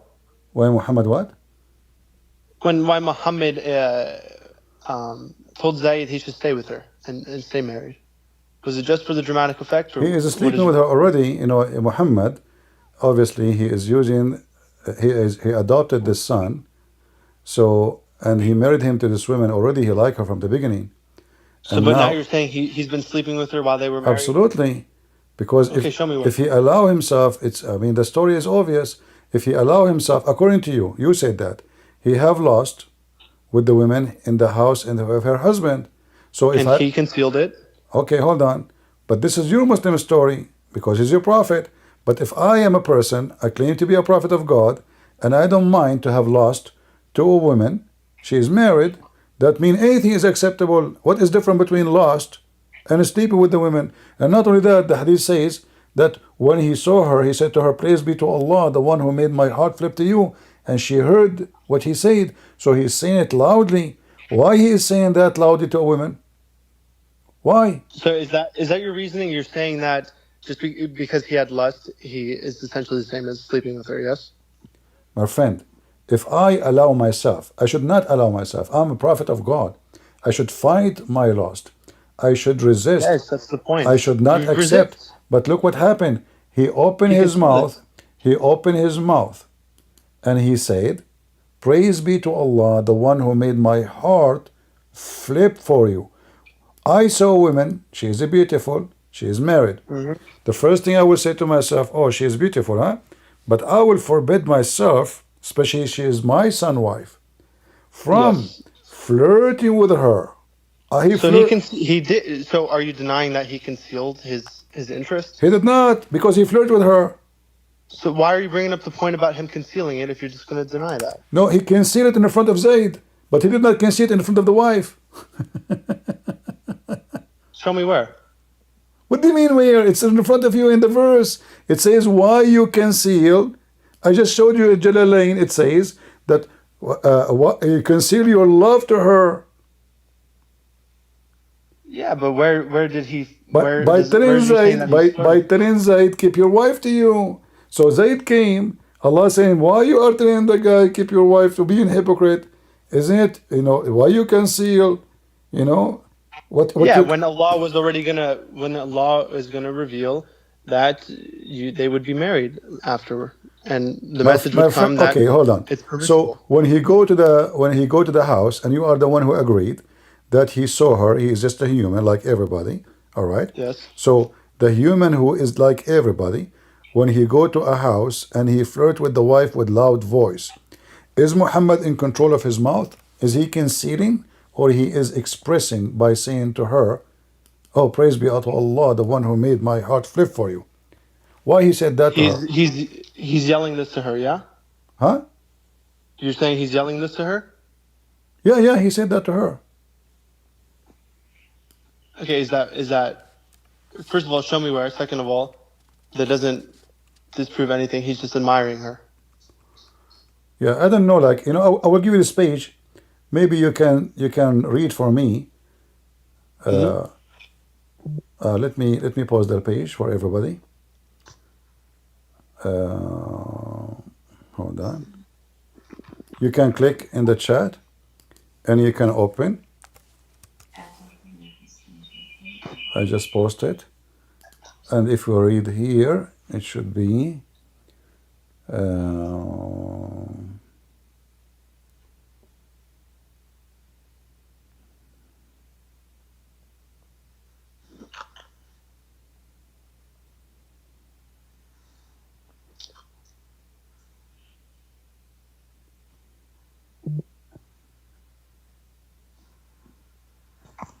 Okay.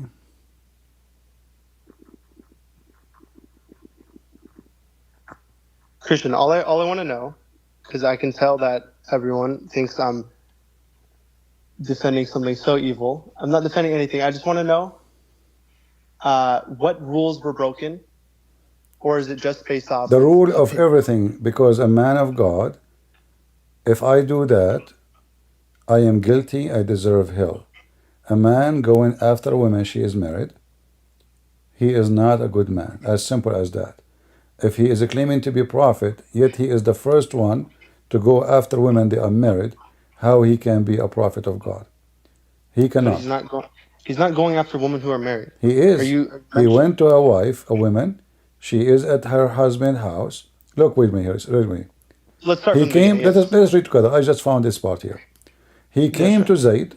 He came to Zayd, asking for him, and he saw Zainab standing, and she was white, beautiful and big. The word translation here is powerful is wrong. So she was big and beautiful and white, because the Arab, they worship white color. They are racist. And then he says, one of the most perfect women of Quraysh. She's so pretty. Here he says he kissed her and said, he did not kiss her actually. The translation is false. He flirted with her. And he said, glory be to Allah, the one who turned my heart to you. So he said that to her. Yes, that's the definition of lust. Zainab, she heard what he said. Do you see it? So Zainab heard what he said. Translation here again is not accurate. So she mentioned it to her husband. And now you will see that the husband, after he heard what she said, he go to the father asking for divorce, because now he noticed he has been a fool. He never asked for her divorce before. I mean, the guy Muhammad, he came. He said to the wife, praise be to Allah, who made my heart flip for you. The wife, she told the husband, hey, your father, he was here and he liked me, by the way. The son, right away, he go to his father. He say, listen, this woman, she's bad. She's not being nice to me. I don't want her. Give me permission to divorce her. She is arrogant. Yeah, and why? So in Ibn Kathir, it talks about this, them being in different classes, right?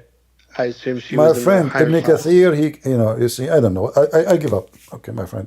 Take care. No, this, I don't know what to say to you. You ask Ibn Kathir. I mean, you Muslims are very weird. I'm asking My, as a my student. friend, my friend, all the stories agree. Not a single one. Not even Ibn Kathir. He says this is not what happened. If he mentioned the whole story or not, because there is some, like as an example, even in the Bible, there is a story mentioned in the book of Luke, and there is more details in the book of John. Because why I repeat the same story? So listen. If the story already approved by all Muslims, you will not find one Muslim says this is false. I'm wondering what you're saying the story is. Are you saying Zaid asked for permission to divorce her because he was flirting with her, or what? As you see, he never asked for that until she told him, until that day. Why he don't ask a day before? Why a month before? After she told him, your father was here, he flirted with me. He went to his father, so obviously he is a man. He felt so upset. Obviously, this woman, she is cheating on him.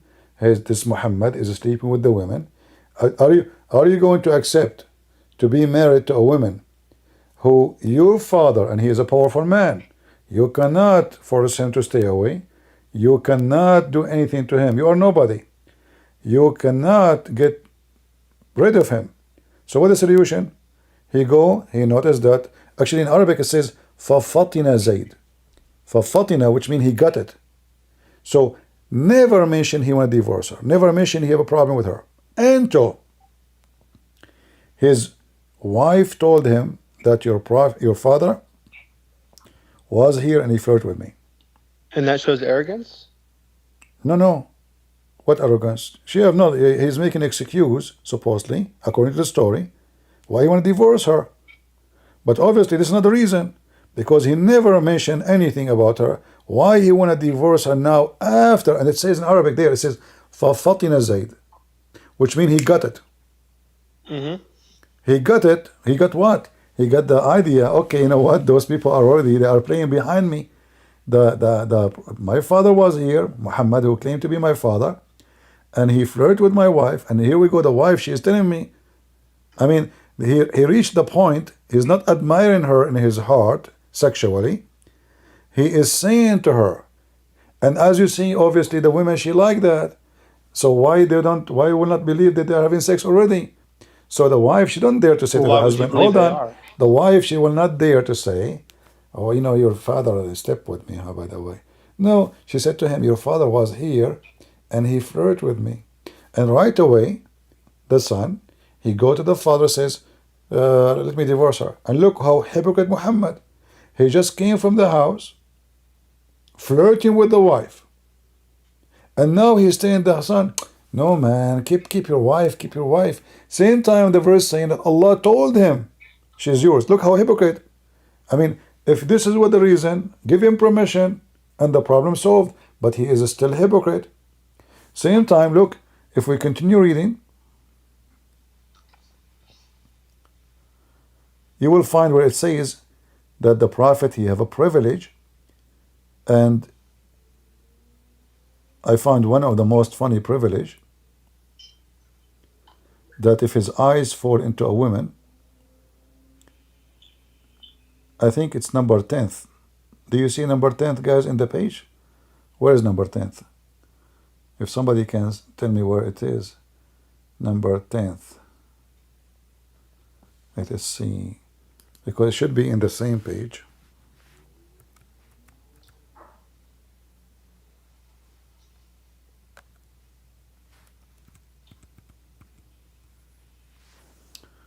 Let us see. Privilege. Imagine I say to those people here, they are listening to me every day, hey guys, I have a privilege, who have a beautiful wife. I'm a good man. Christian, I have a good question for this. Okay. do you think there's any hint of respect out of the fact that he felt lust, but he still told her, "Do not divorce," instead of saying, "Yes, divorce her right away, so I can have her."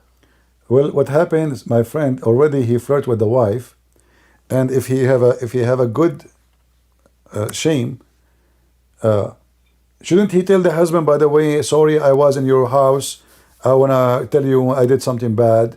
I apologize. I flirt with your wife. He hide that. He concealed it, He concealed it. and Allah reprimanded him for concealing it. What kind of God? Your God should say to him, shame on you. He did. He reprimanded him for concealing it. He told him, why you are telling the guy not to divorce her? He's encouraging him to have the women.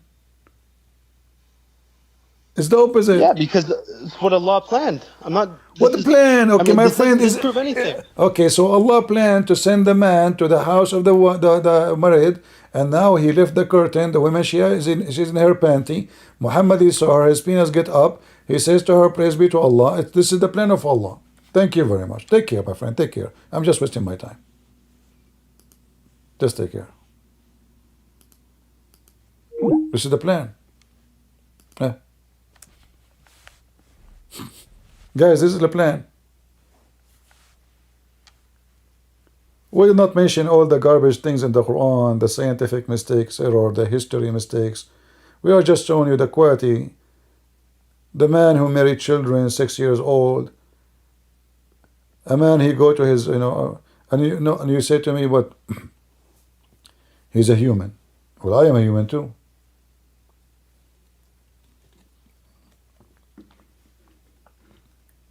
I go to my son's wife and I have sexual fantasy with her. Is that what every human do? That the human being, when he see the wife of his son, he want to jump on her? And then God, who's supposed to be the one who give us guidance, he guide us to F her?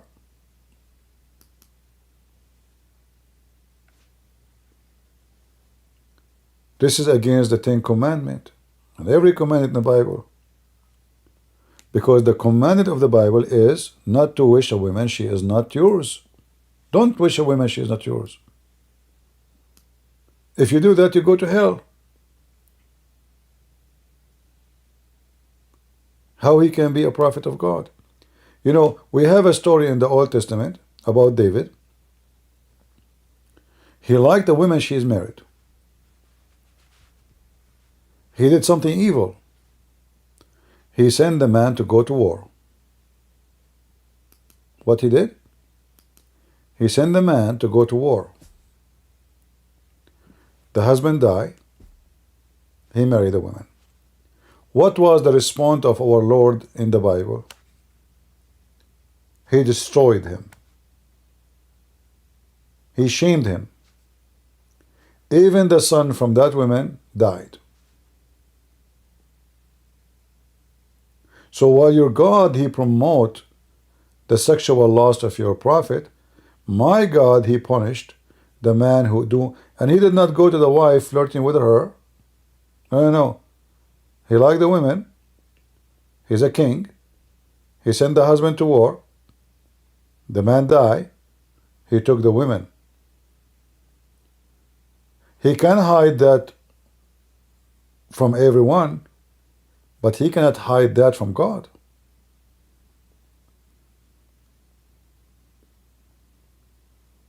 Our Lord did not say to him, good for you, David, you are a wonderful guy. Like, come on, I like you.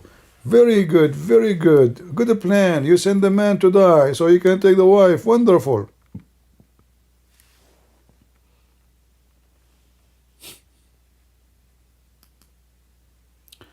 We have mind saying that somebody in the Bible have a 3 years old. That is your scam, my friend. In fact, I can show you the opposite from your Quran. You Muslims are a bunch of idiots. According to your stupid prophet, Isaac,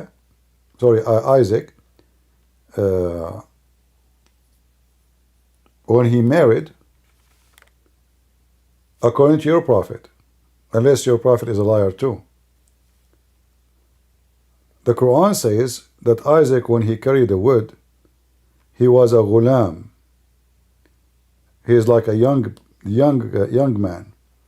Right after that, he got married from a growing woman. In the Old Testament, in the Bible, it says that the women who he married from, it's alama, which means she is a virgin and she is a young woman. So you Muslims are a bunch of idiots.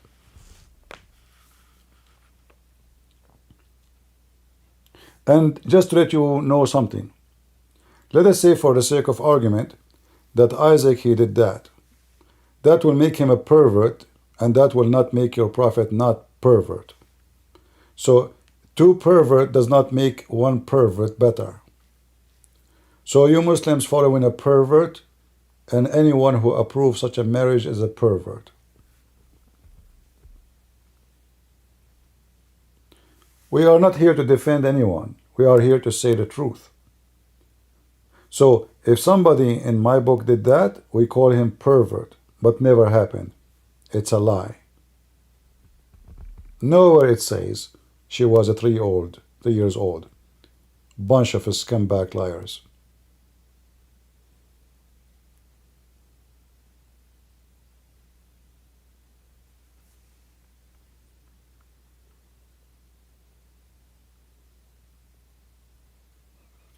They think if they slander other person in the Bible, that will save the ass of their prophet. That will not.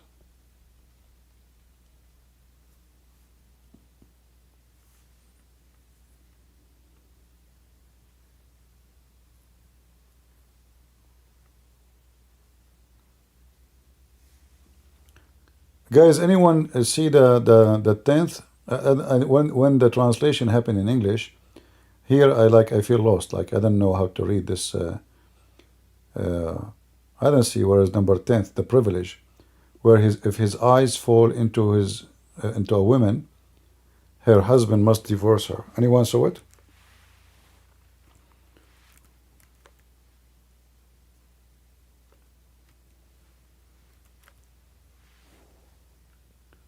Let us see. I'm trying to search for it.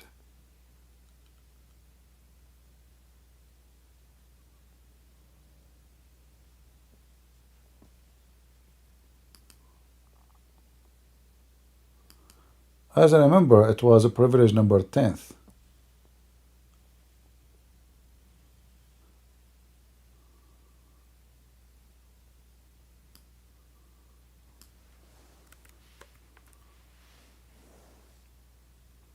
Let us see.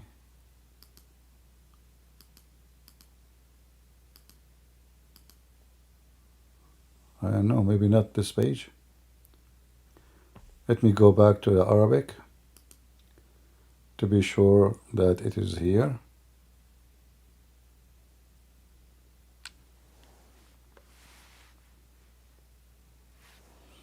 Give me a second.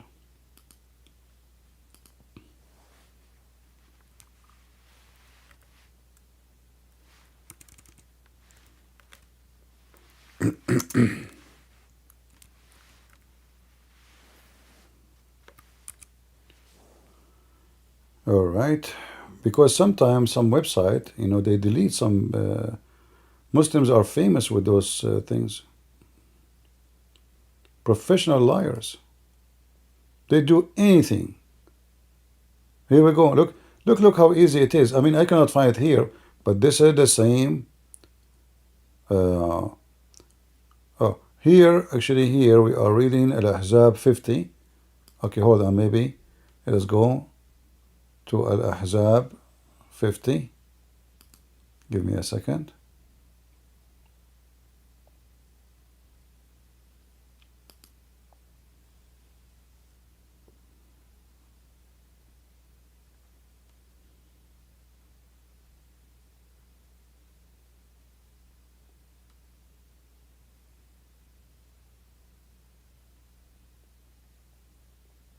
That is the verse about وَهَبَتْ نَفْسَهَا لِلرَّسُولِ. Any woman, she gave herself to the Prophet. Let us see if we can find it here. Give me a second. I see it already in the other website, but I want to be sure I can find it here, so I can post it for you. See, for some reason, I mean, it's the same book. This page here, they took it off. This page here, look, just to show you. Maybe it's just the order of the pages. I'm not sure, because I saw it before. See, here it says, if his eyes, number 10, if his eyes fell into a woman, her husband must divorce her. Let me use Google Translation. Give me a second. Translate. Come on, translate. Here we go. We go to the end of the page. It should be at the end. Look at the privilege. If his eyes fall into a woman. You see here, they are counting the privilege of Muhammad. And our friend here who called me, he agreed, Muhammad have a privilege. Okay. All of them about sex mostly. Number 6, marriage without guardian. So women do not need permission. Like Zainab or anyone. She want to sleep with Muhammad, no need for permission. A Muslim woman, she need permission. But in the case of Muhammad, who cares if the father or the family accept Muhammad? That's it. Privilege. 7. Privilege number 7. Privilege number 5. Look, all of them about 6. Number 4. It's about 6. Everything is about 6. Number 7. Marriage without dowry. For free. For free. Totally. Privilege, brother. All right. Number 8. Marrying while they are in ihram. Okay, the guy is, he's busy supposedly worshiping a god, but now he can have women. He have a privilege. It's about 6. And number 10th, look at this one. If he sees a woman, her husband must divorce her. And it is permissible for him to F her. Do you see it? Do you see the prophet of God? I mean, come on, he's a prophet of God. Do you want a prophet of God not to have a privilege of effing women? No way. He's a decent man. And because he is a prophet, he have to F anyone he like her. That is what prophet of God do. I mean, come on. Enough is enough. Are you saying to me that men like you are equal to penis of Muhammad? He's a prophet of God.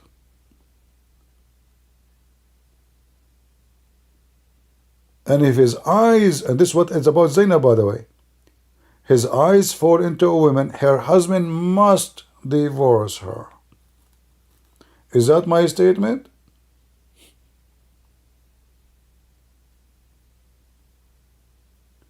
He is above Islamic law.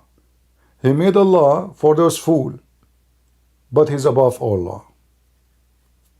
And this is how you know a scumbag.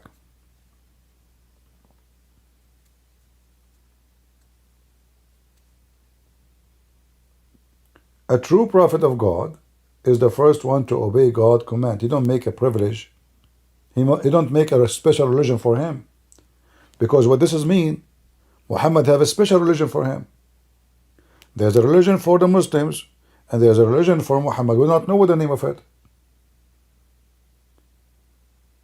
The religion of Muhammad have totally different rules. Have nothing to do with the rules of Muslims. He can go to the house of a man is married, he flirt with the wife, he can look at the women, the husband must divorce her, he can marry a woman without dowry, he can get a woman without permission from family, he can have sex when he's doing around the Kaaba, he can, and not only that, he have the fifth of the booty, money, the fifth of the booty.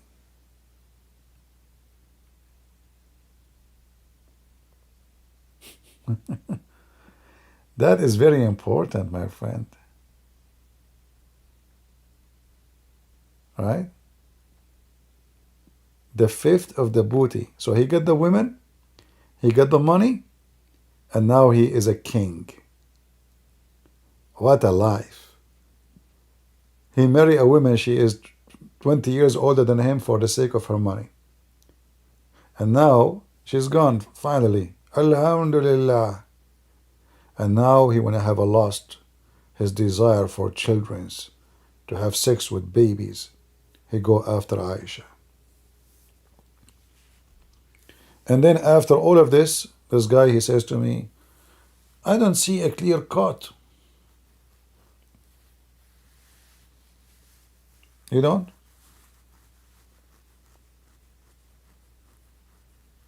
I do.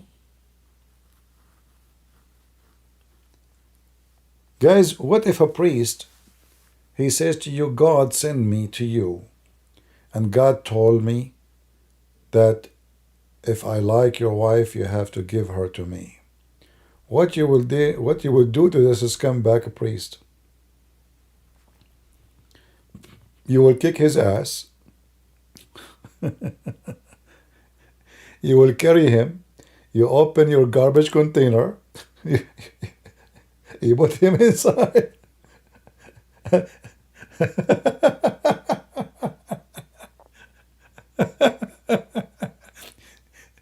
This is in your case. In my case, he will not leave the house. You know.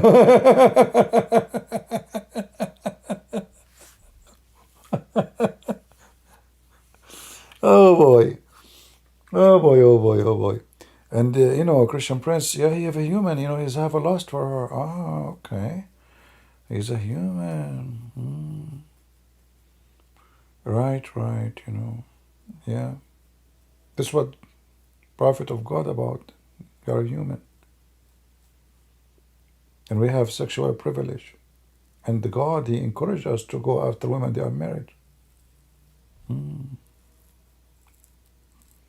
That's godly. Yeah. Man, it's already the morning. How I'm going to sleep now? Oh boy.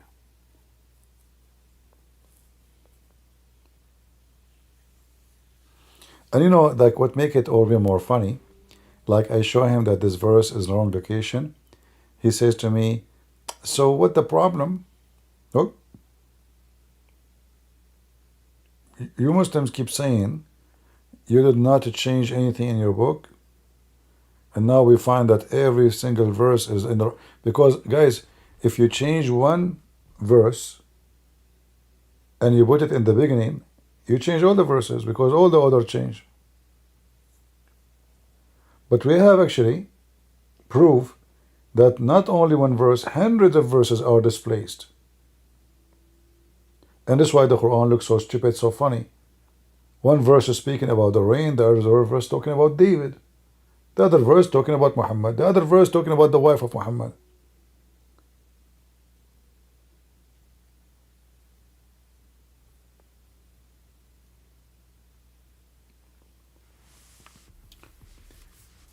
Now, I was going to delete this video, but I hope he will record it before I delete it,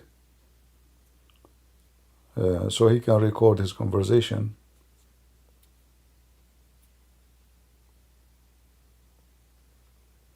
If I make it unlisted, you can go to Patreon, click at the link there and open it, in case. Because what YouTube does when we show those images and those sexual videos, you know, about rape, they right away restrict the age and then the video will disappear. So I know what they will do anyway. So if your brother is listening, you can go, after I finish, if I make it unlisted, you can go to to Patreon, and you will find a link there. I will keep it maybe until tomorrow, and he can download. Actually, I did not post it in Patreon. Copy the link. Copy it from now, in case I make it unlisted, or I make it age restricted. Anyone have a question? You know what? This will remind me of the video we saw from the KGB guy. Do you remember what he said? Anyone remember what he said? That those communists, they practice brainwash.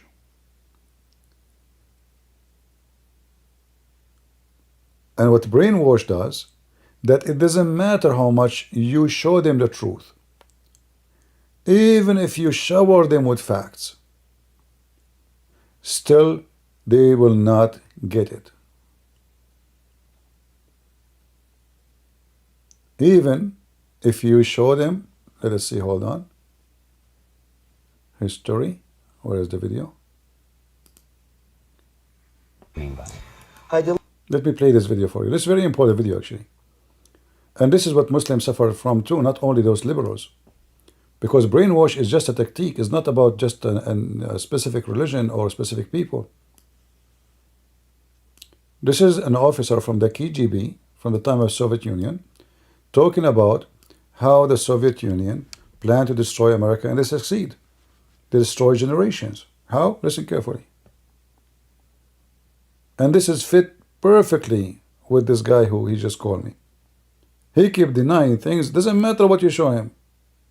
Ideological subversion is the slow process which we call either ideological subversion or active measures, активные мероприятия in the language of the KGB, or psychological warfare. What it basically means is to change the perception of reality of every American to such an extent that despite of the abundance of information, no one is able to come to sensible conclusions in the interests of defending themselves, their families, their community, and their country. It's a great brainwashing process which goes very slow, and it's divided in 4 basic stages. The first one being demoralization. It takes from 15 to 20 years to demoralize a nation. Why that many years? Because this is the minimum number of years which requires to educate one generation of students in the country of your enemy, exposed to the ideology of the enemy. In other words, Marxism-Leninism ideology is being pumped into the soft heads of at least 3 generations of American students without being challenged or counterbalanced by the basic values of Americanism, American patriotism. The demoralization process in the United States is basically completed already. For the last 25 years, actually it's overfulfilled, because demoralization now reaches such areas where previously not even Comrade Andropov and all his experts would even dream of such a tremendous success. Most of it is done by Americans to Americans, thanks to lack of moral standards. As I mentioned before, exposure to true information does not matter anymore. A person who was demoralized is unable to assess true information. The facts tell nothing to him. Even if I shower him with information, with authentic proof, with documents, with pictures, even if I take him by force to the Soviet Union and show him concentration camp, he will refuse to believe it until he's going to receive a kick in his fat bottom. When a military boot crashes his balls, then he will understand, but not before that. That's the tragic of the situation of the... Then he will understand. So this guy who he called me, if when Muhammad he take his wife ideological and he hit his balls, then he will understand. Otherwise, you are wasting your time. Brainwashed. Even if you shower him with facts and proofs, still he is in denial. And those, they are suffering from this for the last 14. The Soviet Union took them 30 years, 25 years. Those Muslims under this for 1400 years. Who dare to question the ethic of Muhammad? You see, in their mindset, the second you question him, they make you feel guilty if you think about it just privately in your head. And now if you dare to make the question come outside of your head is gone. So what the Muslims they do, in order for safety, Don't question. The kid, he asked, don't. This is Prophet of Allah. You cannot say that. It is a terrorist religion. Everybody terrify everybody. And even the terrorist himself, he better be scared, because if he say one word out of the line, the terrorist himself will be dead. He's no different. He's no different. You say one word out of the line, you are dead.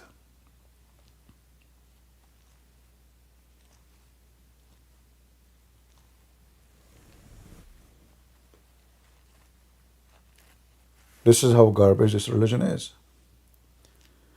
The one asking for tafsir, well, this is Al-Tabari, Al-Qurtubi, sorry, and this is the link. I can give it to you. Here we go.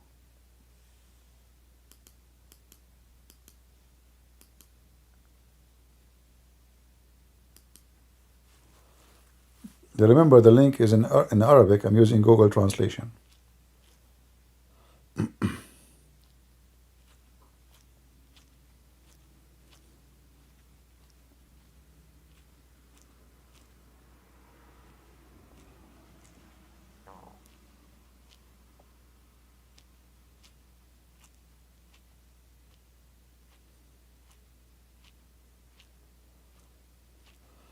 And when the Muslims, they claim that Muhammad in the Bible,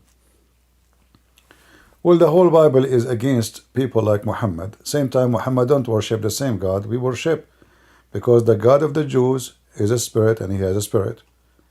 The God of the Christians is a spirit and he have a spirit. The God of Muhammad, he is not a spirit and he have no spirit. So it's a very stupid argument to say what they say, because in order to have the same God, at least we have to have the same concept of God. If we have the same God, we should have the same heaven. Do we have virgins and their legs is up all day long in our Bible? Are we going to have boys serving us? Have you ever heard of a heaven? I mean, one God, many heavens? Each one have different story?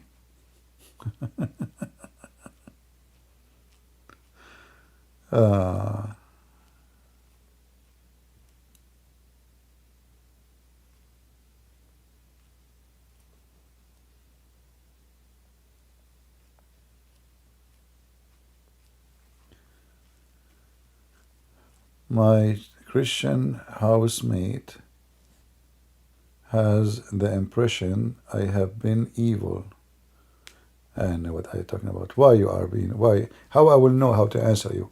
She have impression that you are evil, and now you want me to judge how I know if you are evil or not.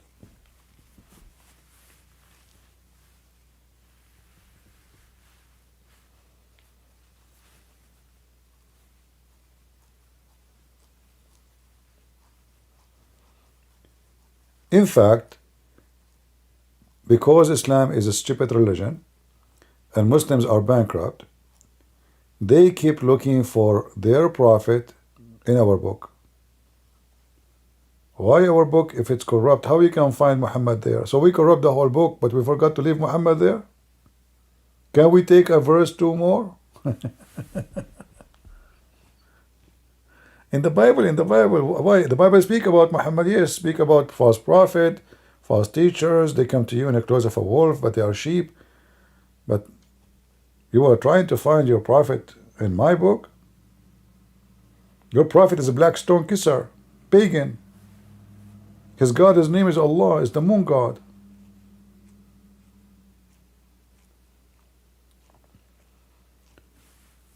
The God of Moses, he gave him 10 commandments. Your religion broke every commandment.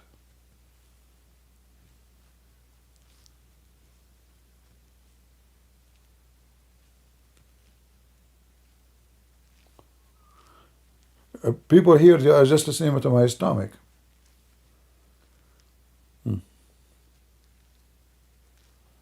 We talk about God, we talk about Muhammad, we lose our voice, and people listening to my stomach. We have a stomach doctor there, he's listening, like what his stomach is saying. What? Ah, demanding food. Let me tell him. Hey, Christian Prince, I heard your stomach.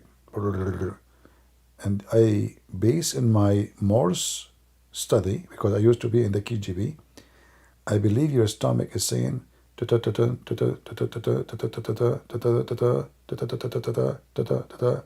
which means I want food. Thank you. Obviously, you are focusing with us on the topic. You are multitask. You listen to me, listen to my stomach.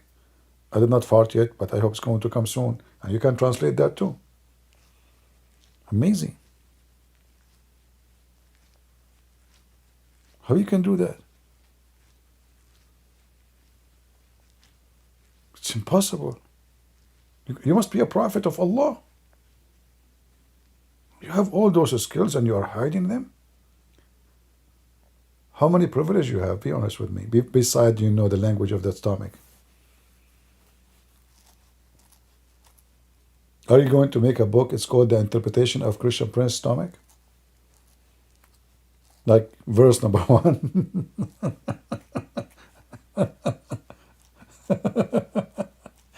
I mean, people are really funny. Sometimes they make me upset with those comments, but sometimes I don't know what to do. I mean, I give up. We talk about God and people, they focus on, Lord have mercy.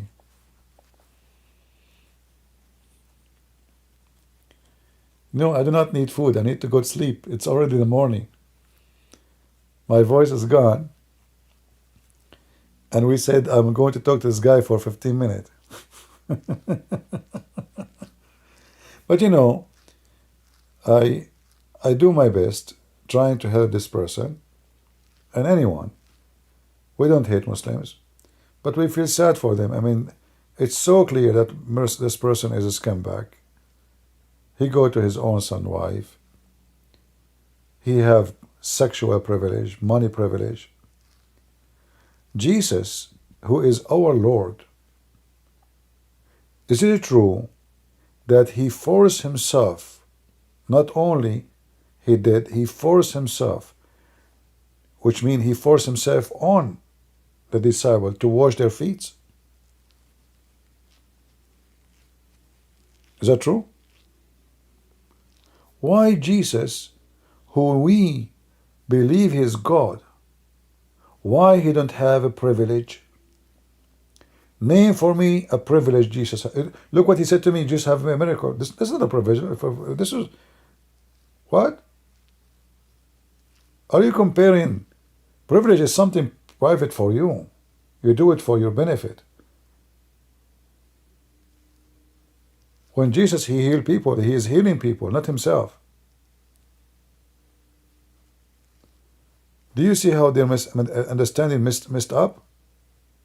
How we can compare Muhammad making privilege about sex to say that Jesus have a privilege? What a privilege? So the privilege of Jesus, he can do miracles. Muhammad privilege, he can F people. Very weird people.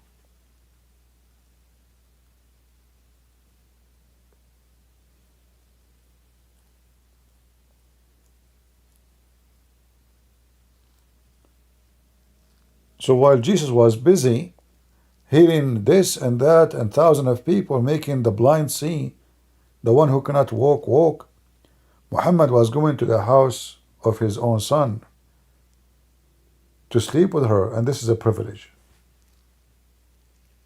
And this is what is ethic.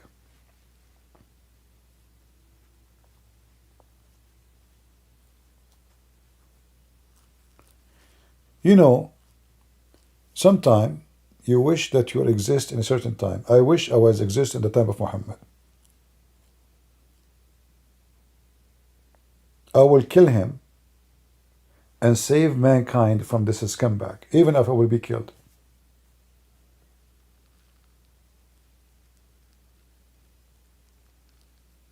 It's like killing Hitler. 100 million people die because of a scumbag idiot like him. Sometimes killing one human can save a humanity.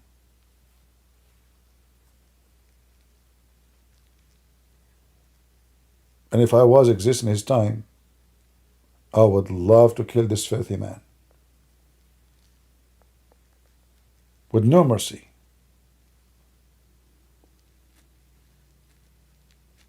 Just for the sake of humanity.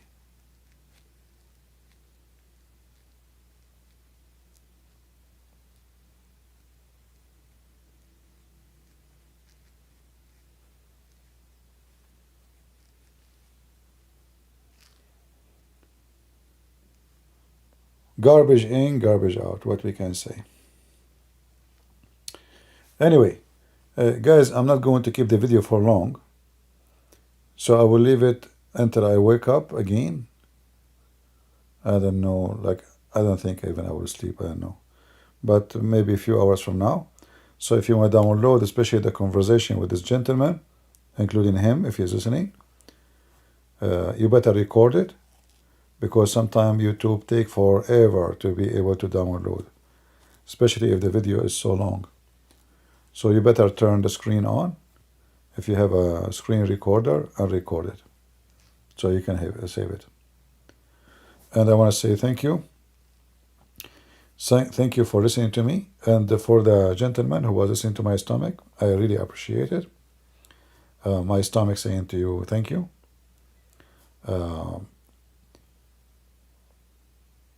We need always interpreter for stomach language, and I think we are lucky to have you. And if you can be here every day and listen to my stomach, and you can write down all the evidence, like all the incident and the conversation of my stomach, so my stomach can enter history. Like you say, December 9, 3:44 a.m., stomach of a Christian prince says falafel. Page number 1. Page number 2, the stomach says, I want hamburger. Page number 3, the stomach says, I need to fart. That would be beautiful. You will be the first man who entered those book. What is called the document of what is called? They will put you in the museum, you know, like your book. Actually, there's a guy, a Muslim guy, he took a PhD in farting. I'm not joking. The name of his PhD, you just remind me.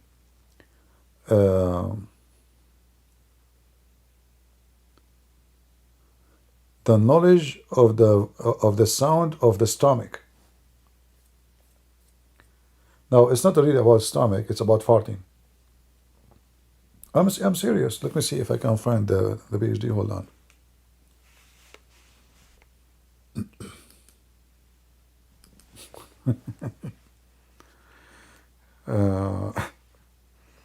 I need to remember the name of the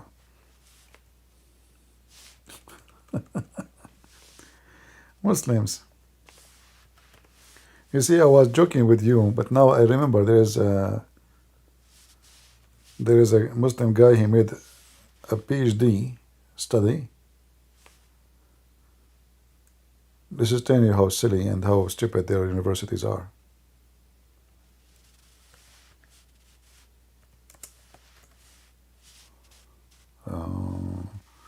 Let us see. أصوات المعدة أو الرياح. I need to remember exactly.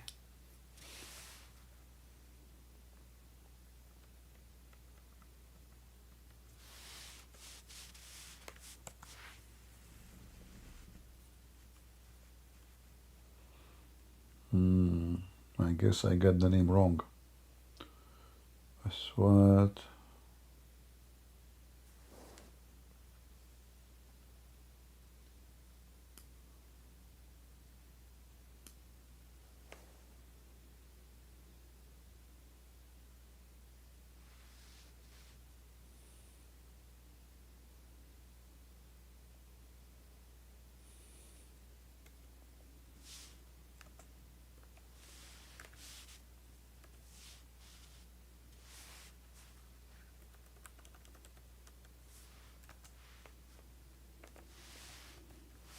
Yeah, I don't remember the name.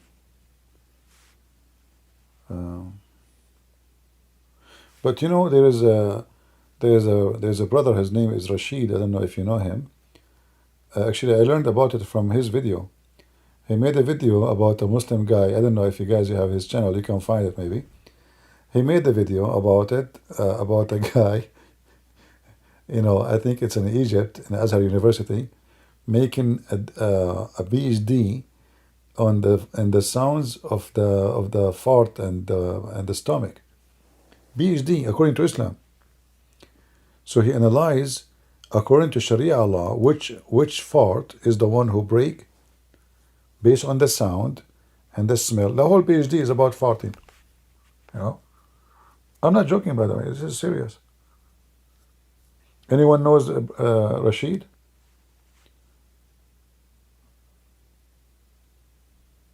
You will find he made a video about it, but this was many years ago in Arabic.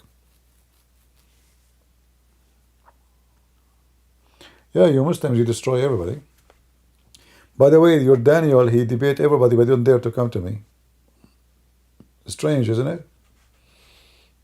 Look like he can destroy everybody except me. He avoid me. Yeah.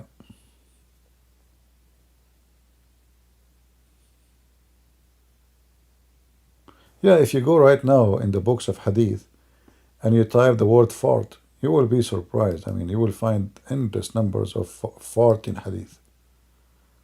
Well, it's a fart in religion.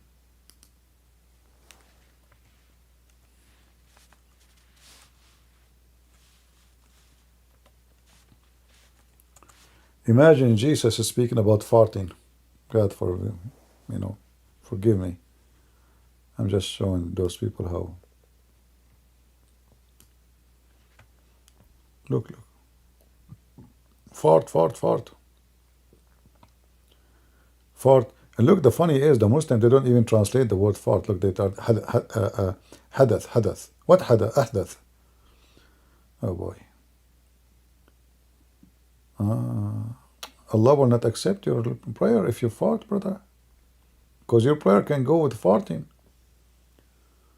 Let us type something different. Hold on.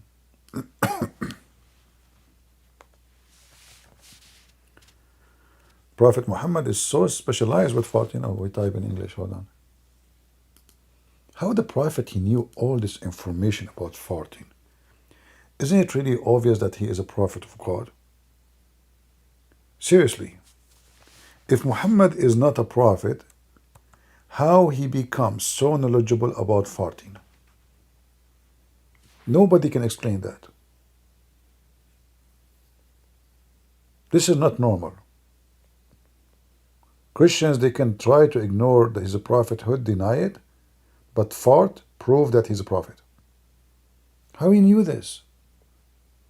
When Shaitan, he hear the adhan, he start farting and he run. And yet those Christians, they say to you that Muhammad don't have like miracles. Isn't it a miracle to hear a fart nobody can hear? Nobody can hear it. Prophet Muhammad only can hear it. And there is a connection between global warming and Islam. Because Shaitan, he fart.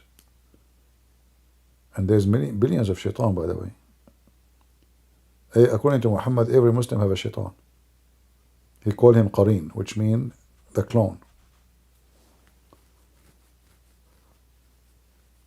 Each time this Shaitan, he heard the Muslim saying Allahu Akbar, he fart because he don't want to hear it. Showing respect to Allah, which is very normal. But here you notice, by the way,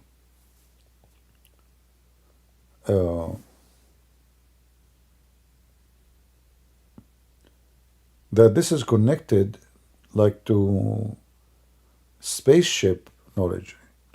First time I saw the spaceship going, like when I was a kid, like you see this rocket and there's a big fart coming from back.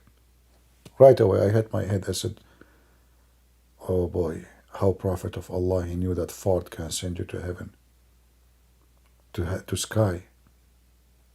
Shaitan, in order to escape the prayer, to increase his speed, he do what the rocket does. He bend over, he squeeze himself, he squeeze it, he squeeze it, he squeeze it, like the engine of the rocket, boom. And then Shaitan, he go far away. How Prophet of Allah, he knew this? Many people, they are like those Christians, I don't know what's wrong with them. Isn't it obvious? Especially that Shaitan fart, as you see, is invisible. Like if it's visible, by the way, anybody can see it. But what make it miraculous, that the Prophet, he can hear it and see it only. Again, it's a privilege. You know? Yeah. Look how many. Fart, fart, fart, fart, fart, fart.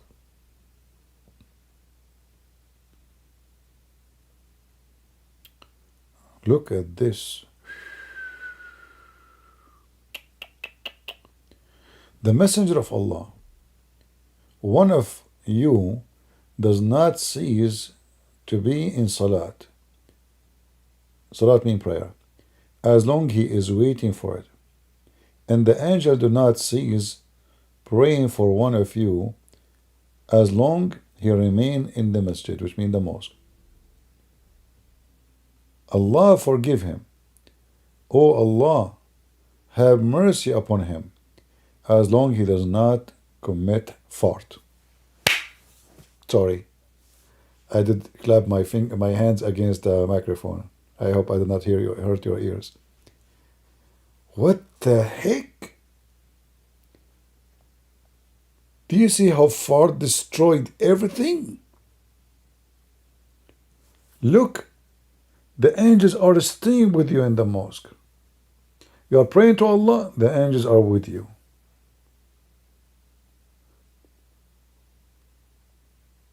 They will be with you, brother and sisters, as long you don't fart. And the fart, look, maybe you will not see the word fart there. You say, where's fart? Here we go, this is the word fart. And I think they do it in purpose, they don't translate, so people will not laugh. This is the fart. When you read it, like how and what is this? Why translated the whole thing except the word fart? Any Muslim can tell me? Why you Muslim translate everything from Arabic to English except this word? Is it too big? Is that because it's have a frequent? Like the frequent of the fart cannot be translated? So they translated everything except the word fart. So now the one who is, he is not an Arab, he don't know what Arabic is saying. He will say, did not commit hadath. What is that? Maybe this is fornication.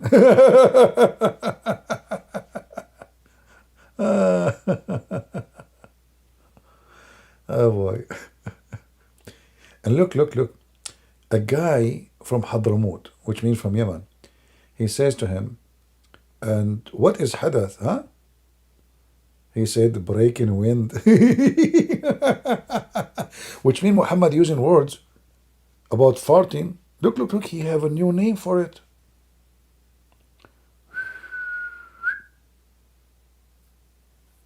The guy, he said, okay, commit hadath. What the heck is that? What does that mean? He said to him, okay, listen, mean breaking winds. Which mean even those Arab, they don't even hear this word. What is this? This madman, he fabricate words.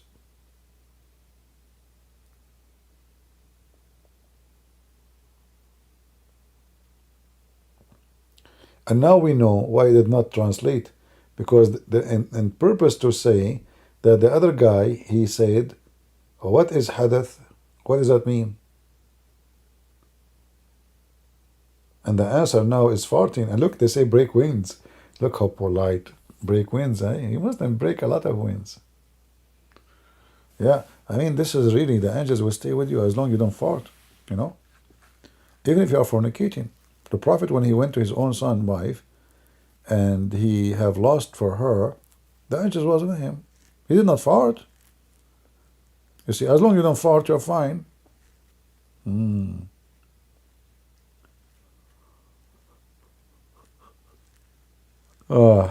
There's even hadith about silent fart.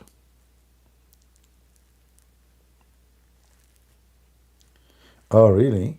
So the angels will leave because of fart stink? Well, I don't know. What I know, your prophet stink. Isn't it the hadith? It says that your prophet, he takes shower with dead dogs and women blood from period and garbage, and he stink.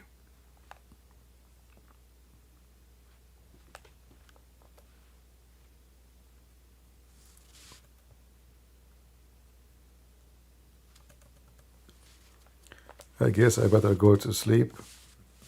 I start yawning. I'm trying to. I not fart. Excuse me. I'm just yawning. Where is the guy who translate the language of the? Did you hear anything? Any? Oh, okay. Very good. Very good. This is your prophet. Look at this. So if you fart, the angels will not accompany you, but yet your prophet taking a shower with dead dogs and women blood from period. Isn't it obvious that your prophet is mentally ill? Why in the world anyone would do that? Yeah, I need to go, guys. Sorry. Again, let me send the link for this guy in Skype so he can download, because I will make it enlisted. And you guys, if you want, copy the link of the video as soon as I finish and save it so you can open it from your side, because I will make it enlisted. Because sooner or later, YouTube, they will make it age problem, because we have, this is why I put 18, you know. Always when I show anything, they make a drama about it. Age restricted, warning, all the garbage. So I will make it enlisted, give you time to download it, and the gentleman, the Muslim guy who called me, he can record or download, it's up to him. All right? So I will give you, until I sleep, maybe 15 minutes from now, go to sleep, I will brush my teeth. I have only one tooth left. This is why when I talk like this. Brother Thittar, first of all, I need to go to sleep. Secondly, I have one tooth, need to be brushed. And this tooth is going to be a problem, because this tooth looks like a tooth of a rabbit. However, Brother Thittar, I will bless me with one tooth, and I will tell you the preferred. First of all, if you have one tooth, then you have no problem to bite anybody, because one tooth will become like a needle. And then you insert the needle, and you can open anything. As an example, you have a Coca-Cola. You put your tooth in it, you open it. Subhanallah. Thank you very much. Sister, you have a question about my tooth. Okay. First of all, you are confused, sister. There's a huge difference between my tooth and Bluetooth. My tooth is the black tooth. Look at it. I did not was it for a century. Yes, sister. This is not a Bluetooth. It looks from far distance like a blue, but this is not a Bluetooth. This is a black tooth. Exactly. What? 5.2? Bluetooth? Sorry. Sister, I told you, this is not a Bluetooth. This is my tooth. No wonder Prophet of Allah said, women have a brain. We said to them Bluetooth, they said to me Bluetooth. May I tooth you? All of you. Oh boy.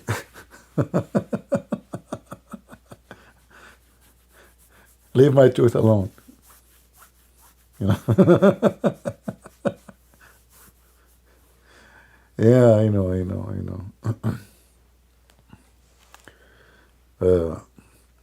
You know, that would be fun if I can get the Zakir Naik debate to me. I mean, that would be that would be the most funny debate ever.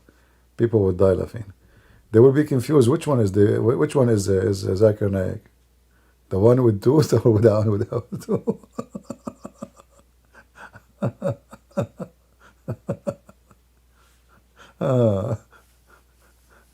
Oh boy.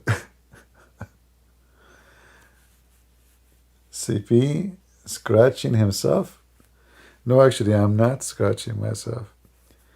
I mean, is this the microphone is sensitive for anything?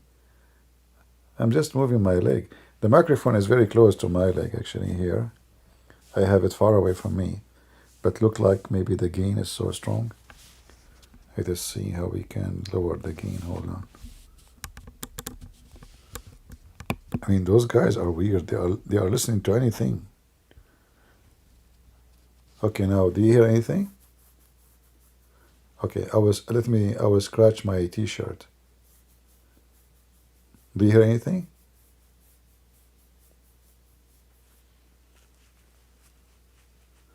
I think this is just the air, maybe. The wind. It have like a hiss sound, maybe.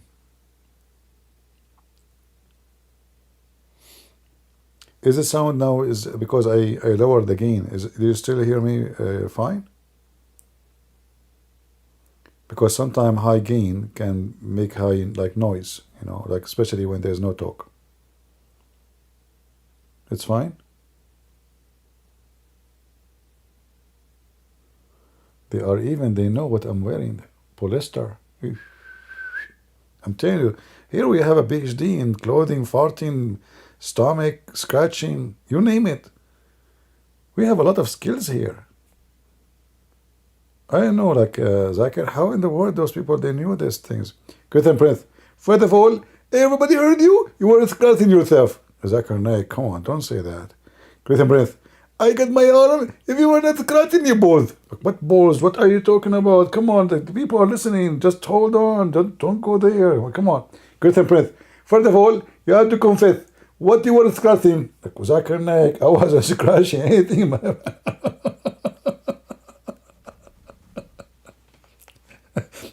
First of all, I have witnesses. And those are your fun, and they are saying you were scratching. So tell us, you're scratching what? Zakir, just let it go, man. I mean, don't go into details.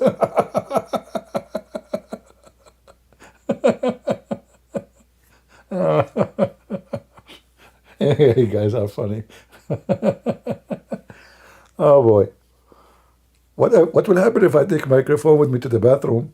Let us say, assume we have a long cable. I mean, you guys, I mean, I need to put this microphone far away, but I'm not sitting in my table because it's cold. So I'm like, I'm covering myself with a blanket.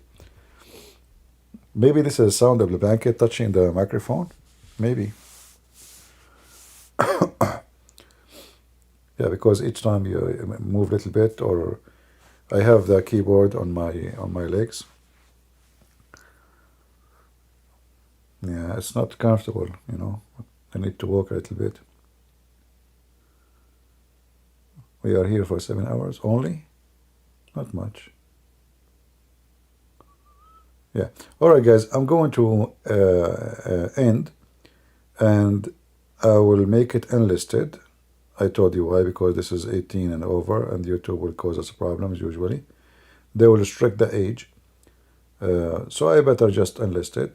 But after I finish, you can copy the link if you are interested to download the video and open it later, you know, or right away. Because usually I think it take maybe, if a video is like 7 hours, 8 hours, it might take maybe an hour before you can download it. I don't know. It's not the same as a video you load like for a few minutes. So you check it out. Let us see. All right? So I want to say thank you. I wish I can stay with you more. But as you see, like the audience, they are complaining about I'm scratching. So I better scratch when there's nobody listening. And it's scratching time. So scratch, everybody. Take a beer and don't fart, because you can scratch. But farting is a big problem. Angels will leave you alone. You cannot live without angels.